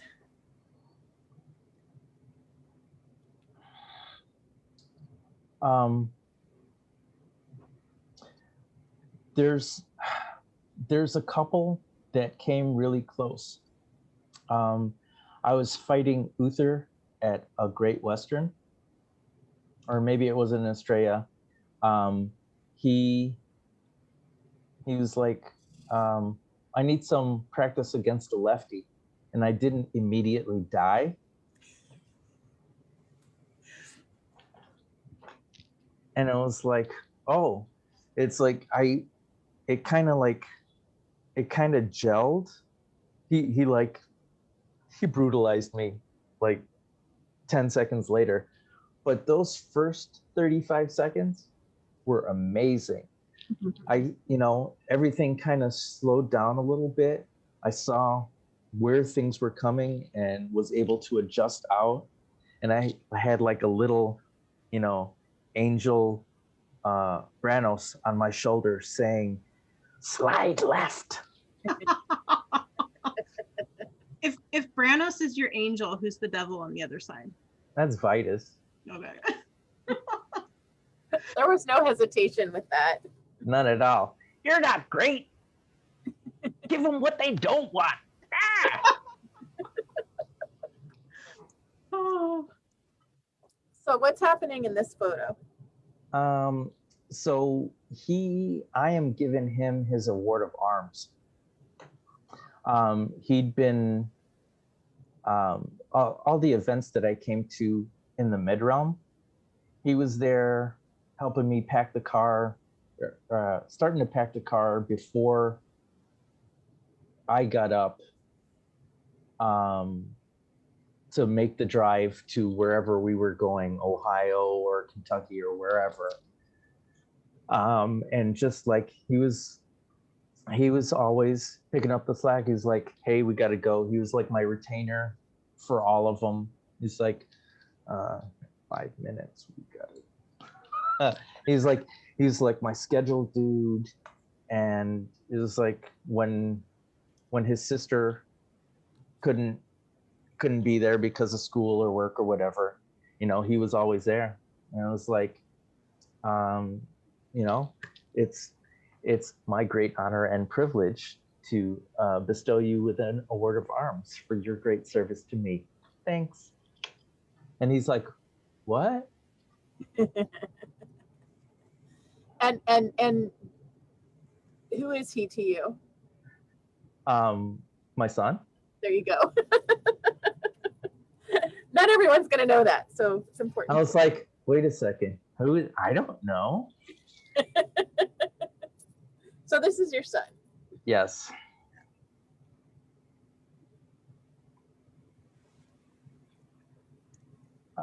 Combat of the 30.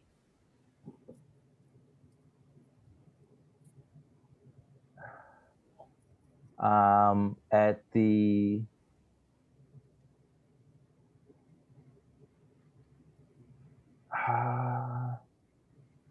it must have been right after I stepped down, because the laurel wreath isn't on my surcoat anymore. Is the combat of the 30 your favorite sort of war scenario, melee kind of thing?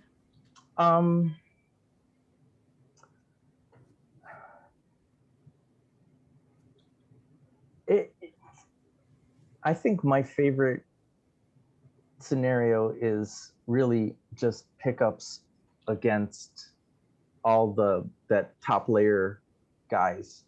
For a scripted team thing, yeah, it's they do a lot of work to get the kits like as purity as possible. I mean, I was wearing Sabatons and turn shoes. I mean, I never do that because my ankles are garbage. So I mean, I've got my 511 combat boots laced up with my with a brace underneath that normally. But you know, that was really fun. So who's it? This is my daughter Svanhilder at one of our local fighter practices out at the gun range. And does she fight a lot, or was this kind of a? She was fighting a bunch, getting into it more and more, and getting her armor together. We still need to get her a helmet of her own. But yeah, I mean, she was digging it. She's good. She hit both Sir Seamus and I like right on that perfect spot on your thigh where it's just the right amount of fleshy. And she was like, it's beautiful. It's just boom. And it's like, you're paying attention. Damn it. That hurt. That's at that Spring Crown again, where I fought for Eleanor. Sir Adrian. This is Great Western War. So we're fighting with Madonts, right? Madonts. And so this is a penance fight because I had friendly fired him like in one of the earlier battles, and I was like, bro, I'm so sorry. What can I do to make it up? And Mineko pops up. You should fight like Madhu in something. And I was like, I hate you. You're so healthy. Just kidding, Your Highness. Just kidding.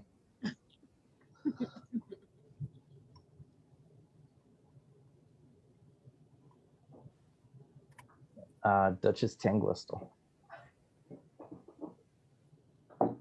I fought a few crowns for her, and you know, she's just like a super great human being, and what I imagine a real like. She looks like she walked out of the pages of a history book, right? Like a manuscript. And there's this one picture of like her in between a barn door with, I think, that outfit on or something very similar.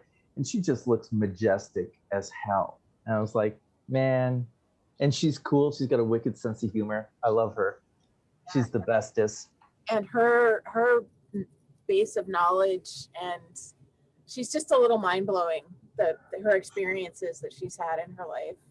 Is she Totally. the one that lives out in Secret now? Yeah, she's ours now. Yeah. You're taking all my people, man. This was Ron Valder's step down right before he released us. Fancy. This is a bunch of Atzingers at Penzig in the food court. So I'm walking by, all of a sudden I hear like the peanut gallery going, rah! I turn and they're like, so it's like, fine. It's like, where you been? I was like, I don't know, man. They got me working. I don't want to work.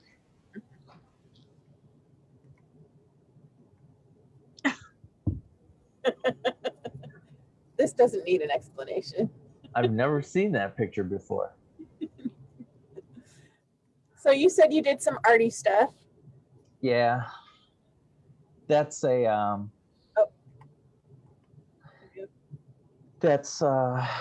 so I found an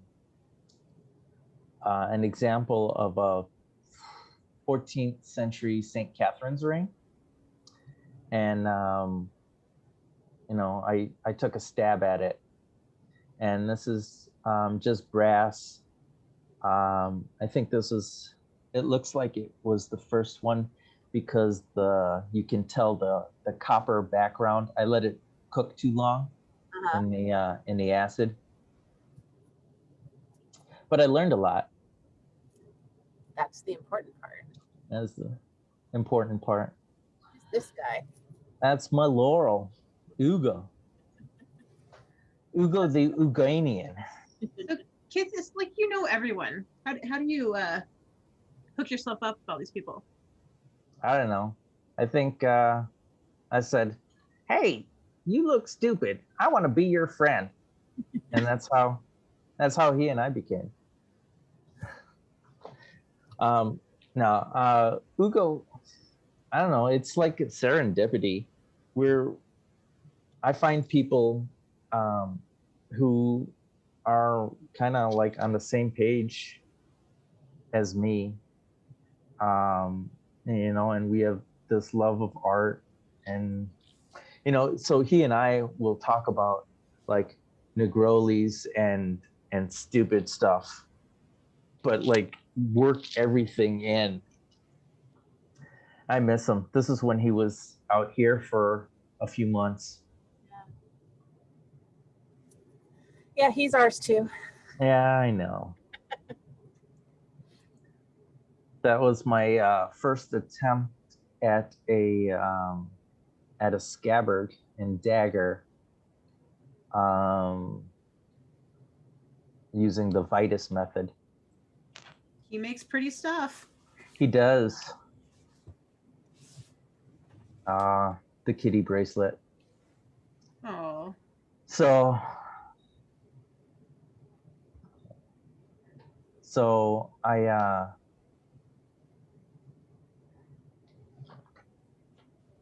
Kofina and I were friends like about maybe a couple of years before she got knighted. And we would always talk and bullshit about stuff.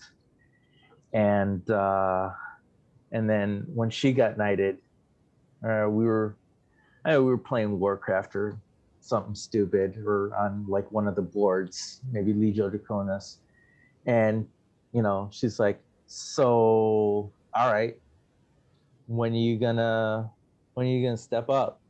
I'm like, "Man, yeah, I got these old stinky white belt fuckers on my tail, and now you got to be on my tail too." She's like, "I mean, you could do it." It's like, whatever. And when she died, a couple of months before that, I think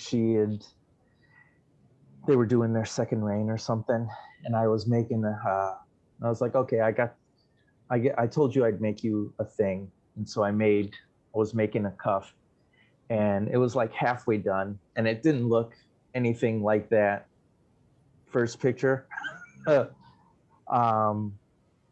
because like I just put it on a shelf when she died, and it was looking at me for like a couple of years. And because I didn't have it in me to finish it. And then I saw Sven, the sloth, who was in town one day, and I was like, he and I talked. I was like, I got this thing, but it's not done. I don't know what to do. And he's like, finish it, and we'll deal with it. So I went back and started reworking everything, and then I came across some picture that was like one of those big rune stones with like a serpent or something like that. And I liked how the style looked. And I was like, well, I could put that on like a bracelet. And so I painted out everything in like 10 hours. I didn't sleep at all. I started the rough idea and then went through and finished it all, and put it in the bath, in the acid bath, and it came out like better than I thought it did. And I was like, all right. And so I saw him, or no, it was Cassandra. I passed it off to Cassandra. I was like, here, I think she was queen. They were king and queen at the time. And I was like, I finished this. My oath is fulfilled, and that's what the inscription on the Side. on the outside is all in like English translation of the runes. And I did her orange bow thing, ribbon, around the serpent's neck. And it was like, I think it says, for Valkyrie who was taken too soon, don't drink all the mead in Valhalla before we get there. My oath is complete this day, whatever day it was. And then I gave it to her, and I was like, all right, I'm done. I said what I was going to do. And, I liked how it came out. Cool. It's a good way to process grief too. It sure is, man. That was a kick in the chest. She left a really big hole. Yeah. And it was that picture of Stassi, Peaches, Wes, and I at Great Western for the picture. The day before, Stassi had said, I have some of that orange tunic or dress that Kitty had, and I made a pouch favor for it, and she gave it to me, and man, she made me cry. And I was like, Stassi, this isn't cool. I don't cry for nothing. What are you doing here? You're blowing my rep off. I was like all choked up. I was like, so I got a piece of Kitty with me, and like an idiot, sometimes I talk to it and complain at her. I was like, this is your fault somehow. I'm sure of it. You got some splaining to do. Sweet. Oh, Rifkin, do you want to do? I asked him to bring his fighting tool, and do you want to do that, or do you want to do Final 10, or what do you want to do? We can look at his tool. Ooh. How forward of you, Sir Rifkin. So this is one of Ivar's. Did I say it looked like an Ivar hilt? Yeah, I think this is like a version 1 or something like that. Handle is shaved, and I've got a better. a better view of how it's shaped on the handle part. Did you sign that one? What was this? That? Well, this is the one that I won coronet with. Oh, okay. Cool. So it's close by, and I can remember how I did the handle. These are important things. They are important things. So you know, how long is that? This one is 34 inches. It's got a pointing to where the blade should be when I grip it, I know. The handle is a little bit flat on one side, so I kind of know when I'm striking with the blade or if I'm striking flat. This is an Al-Anon Mineko special, so it's skinless rattan, pretty close to 1.25 inches. Really light and fast. My swords max out probably at 35 inches with the thrusting tip. Why do you like them so short? I'm a little guy. And so I like to be able to get in and stab you in the armpit or in your crotch or like right on the inside of the thigh. Yeah. And I tell folks, it's like, don't hit the guy where he's got armor. What are you doing? I mean, I'm helping him know that he got hit. If he goes, that's price of admission. I don't care if he kills me then. I got him to make the sound. So does Mineko make the best swords? Yeah, pretty much. She's very meticulous about it. And they all come out great. And I try to get as close as I can to it as possible. Do you have a thrusting tip on there, right? I do.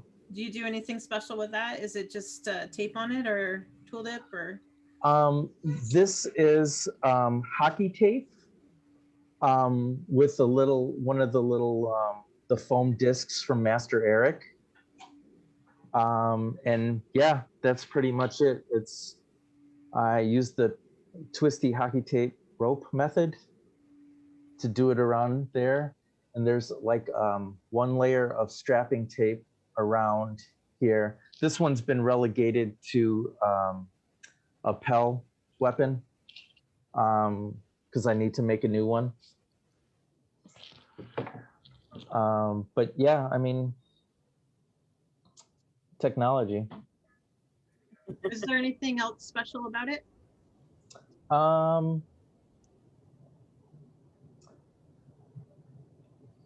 No, it really bites into the squishy bits.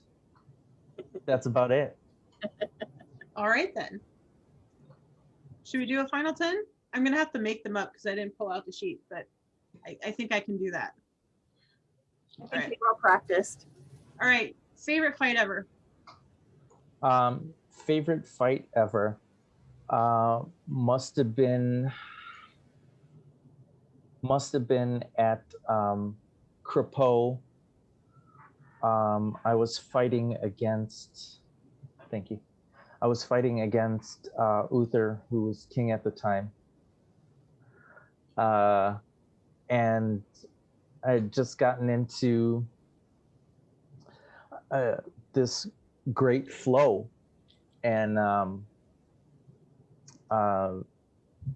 mean, it was so good. I didn't notice Uther hitting me in the side of the helm.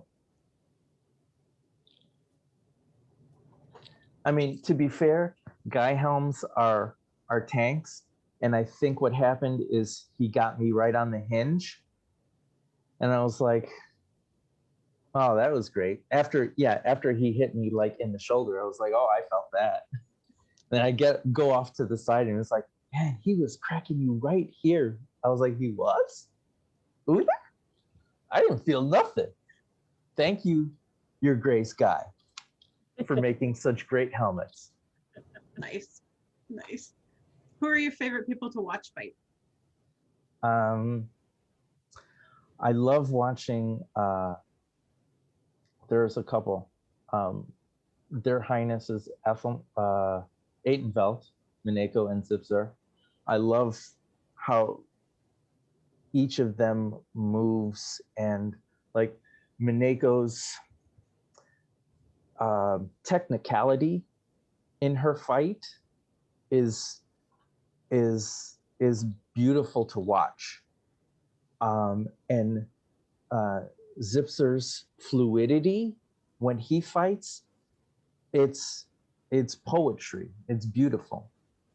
Also, here, the Baroness of Roaring Wastes, one of Duke Brown's squires, she, her move, yeah, her movement and her flow of the fight is getting so much smoother. It's like just a joy to watch her fight. It's great. I love it. She's a great person too. You might be the only person that has mentioned women, like, ever. So I appreciate that. True facts. Yes. Huh.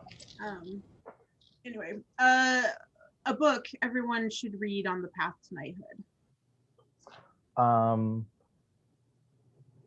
I think the William Marshall book by I think it's Ducharnay.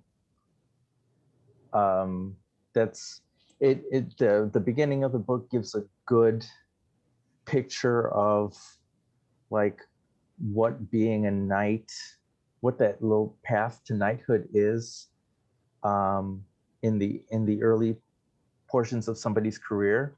I mean, it has a great parallel with now.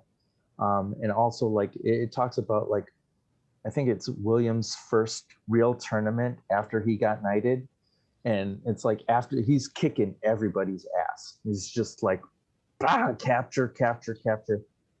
And afterwards, like they're having their party post-revel, and one of his friends goes, William, give us something like a cup or a horse or something. And it's like, I didn't take any ransoms. I beat all these guys, but I didn't take any loot for myself. And I think that's the point where William's mindset kind of transitions from where he's a squire to now he's a knight, and he's responsible for stuff. And for a knight largesse, right? We're giving away our goods, our stuff that's like, bag of coins here. You're my friend. I've done this. This is generosity. This is, noblesse obligée. This is the duty of the nobility to give forth, stuff and love and all that. What being a knight is. It's like, you got your thing. Hey, that's great. It's just material, because that's what the underlying idea is. It's just a thing that I won. I don't care. It's worth 100 golds. Big whoop. Here, take it. You want a horse? I captured 5 of them. And there's never another tournament where he doesn't walk away with a whole lot of stuff that he gives away. Be that knight. What's your favorite medieval-esque or period movie? Man, I love Excalibur, the old one, and Knight's Tale. I mean, every time people want to like poo-poo it, the Knight's Tale, like, oh well, they've got like Queen or whatever. Who cares, man? It's a movie that makes you are disassociating yourself from the drudgery of whatever. Does it make you feel good? Is it funny? Yeah, sure. I mean, they've got action. There's fighting. There's pretty girls. There's dancing. It's not supposed to be authentic. It doesn't represent itself that Right. way. So Yeah. Love how they take like the modern David Bowie music and kind of twist it in so it draws the current times into the past. It's a really great Right. melding of the two. Night Riders is great late night also. So, I mean, it's so bad, but amazingly bad. I just don't know why does it go on for 2.5 hours? I don't understand it. But anyway. They did a lot of drugs in the early times. This mushroom tastes funny. Okay. What is the most important characteristic for somebody to be a successful fighter? Finnegan, go away.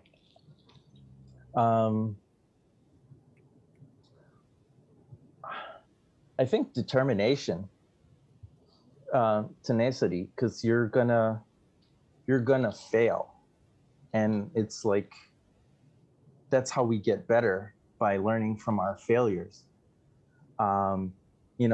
I've seen people trying to walk the path to knighthood for a long time, and finally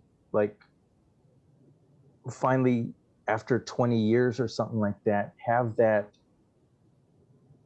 switch finally flip, and then all of a sudden become like a controlled killer. And it's like, that's what we're looking for. That right there. You had everything else in spades.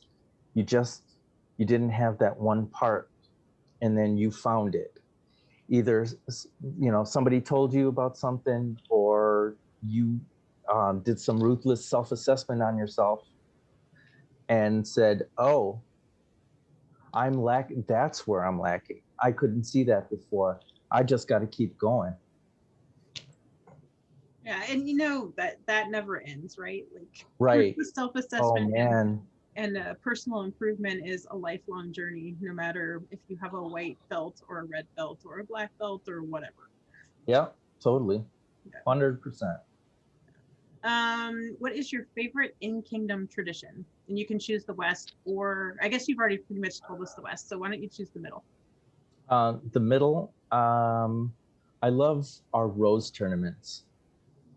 The Ladies of the Rose, I mean, usually once a reign, I think it is also, that they'll have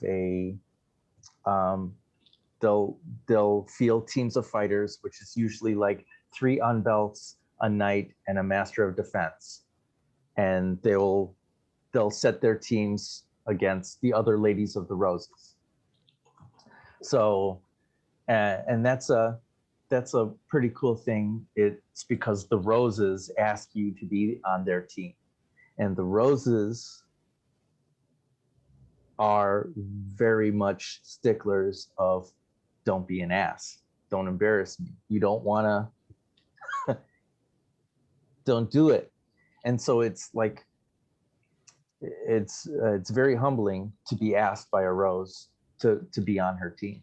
I was like, I jump at it every chance I get. I think it's one of the biggest honors for a fighter in the SCA is to have a Rose ask you to fight for them in one of those tournaments.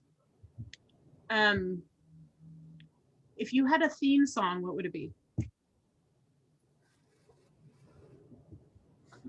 If I had a theme song, what would it be? Yeah, it's like, like if you were like gonna be like intro like an MMA fight, but SCA fight, and you had to walk into a theme song, what would it be?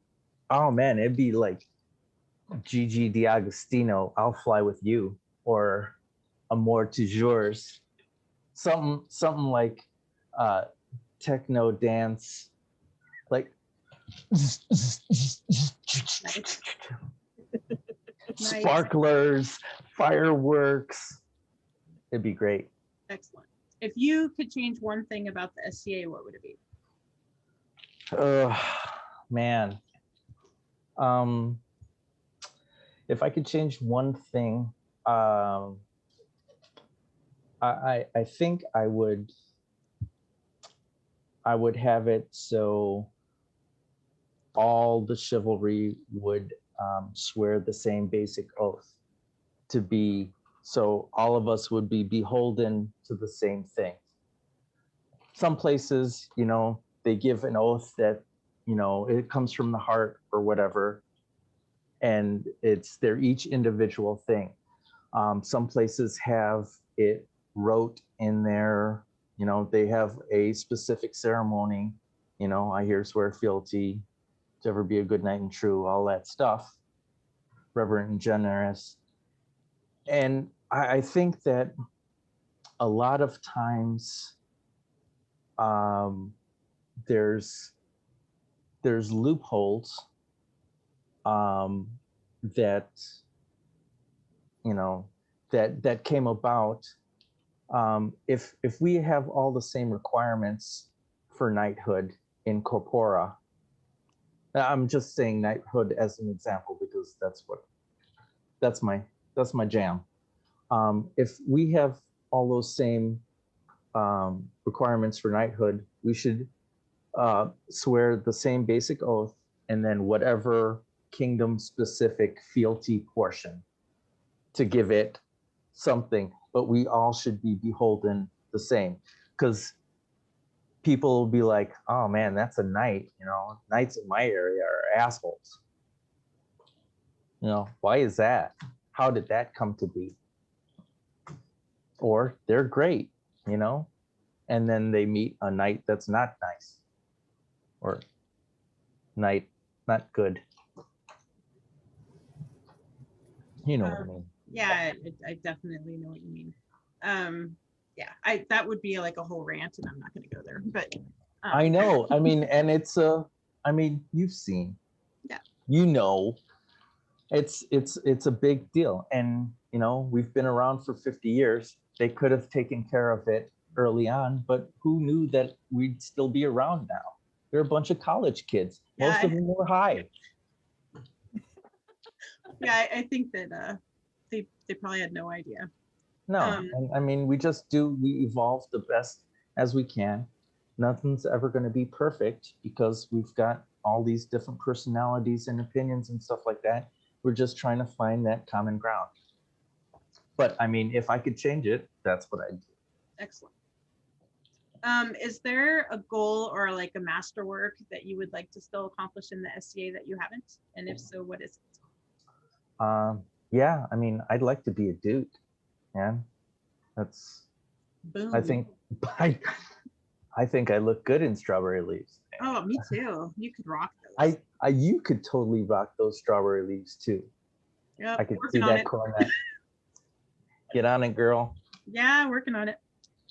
Okay. What event have you never gone to that you would like to go to? Oh man, just one? Oh no, you can. I'd one like in to. each kingdom, Kith. No, man, I'd like to go to Ursulmus and Sport of Kings. We would like it if you came to Ursulmus and Sport of Kings. Yes, please. I was almost going to be there at Ursulmus the one year, but then I got laid off. Womp womp. If you have to choose, I would choose Sport of Kings because there is actually more fighting there, and it's a more pleasant all-around event. Like Ursulmus is a ton of fighting, and it's great for fighting, but there's not a whole lot else. And it's cold. And Sport of Kings is a beautiful sight. And yeah, man, I was looking at the pictures from past ones. I was like, that looks dope as hell. I want to go. It is dope as hell. All right. Well, that's 10, I think. So I'm not keeping count. I wasn't counting either. Well, I think Sure. it's 10, so it's 10. And if anybody wants to That's fair. dispute that, we can take it up later. But I really appreciate you being so candid with us tonight, Kith, and agreeing to come on and talk in the old times and your path and everything. I appreciate it. Well, thank you so much. I'm honored to be able to talk to you guys. I'm grateful that you asked me. So it's like, I think you guys, I've been watching your different shows, and I mean, I love what you guys do and what a great service it is to the society as a whole to provide access to folks that won't normally get to talk or to see, you know, other slices of the dream. Thank you. Thanks for trusting us. So everyone, next week we're going to have Count Dennis of the Titans on from Aidenveld, who, you know, anyone we talk to from Aidenveld, Count Dennis of the Titans is a mentor and a pillar, and he was one of the driving forces behind the original Estrella War or Borough War, or whatever it was originally. And so that's going to be great. Yeah, it should be really great. And So I'll be watching. And then we have in Grace Under Pressure, we have Duchess Dagrin Stiarna. She reigned with Steercar. And for Branch of Laurels, we have Rogned, Mistress Rogned from Drakenwald, originally from Antir. And amazing Russian stuff. She does amazing, amazing stuff. She's an incredible seamstress. And it'll be interesting to talk to her about what it was like to go from Antir to Drakenwald. And then, do you have a ducal interview this weekend too? I don't. I have one next weekend. Okay. My date's wrong.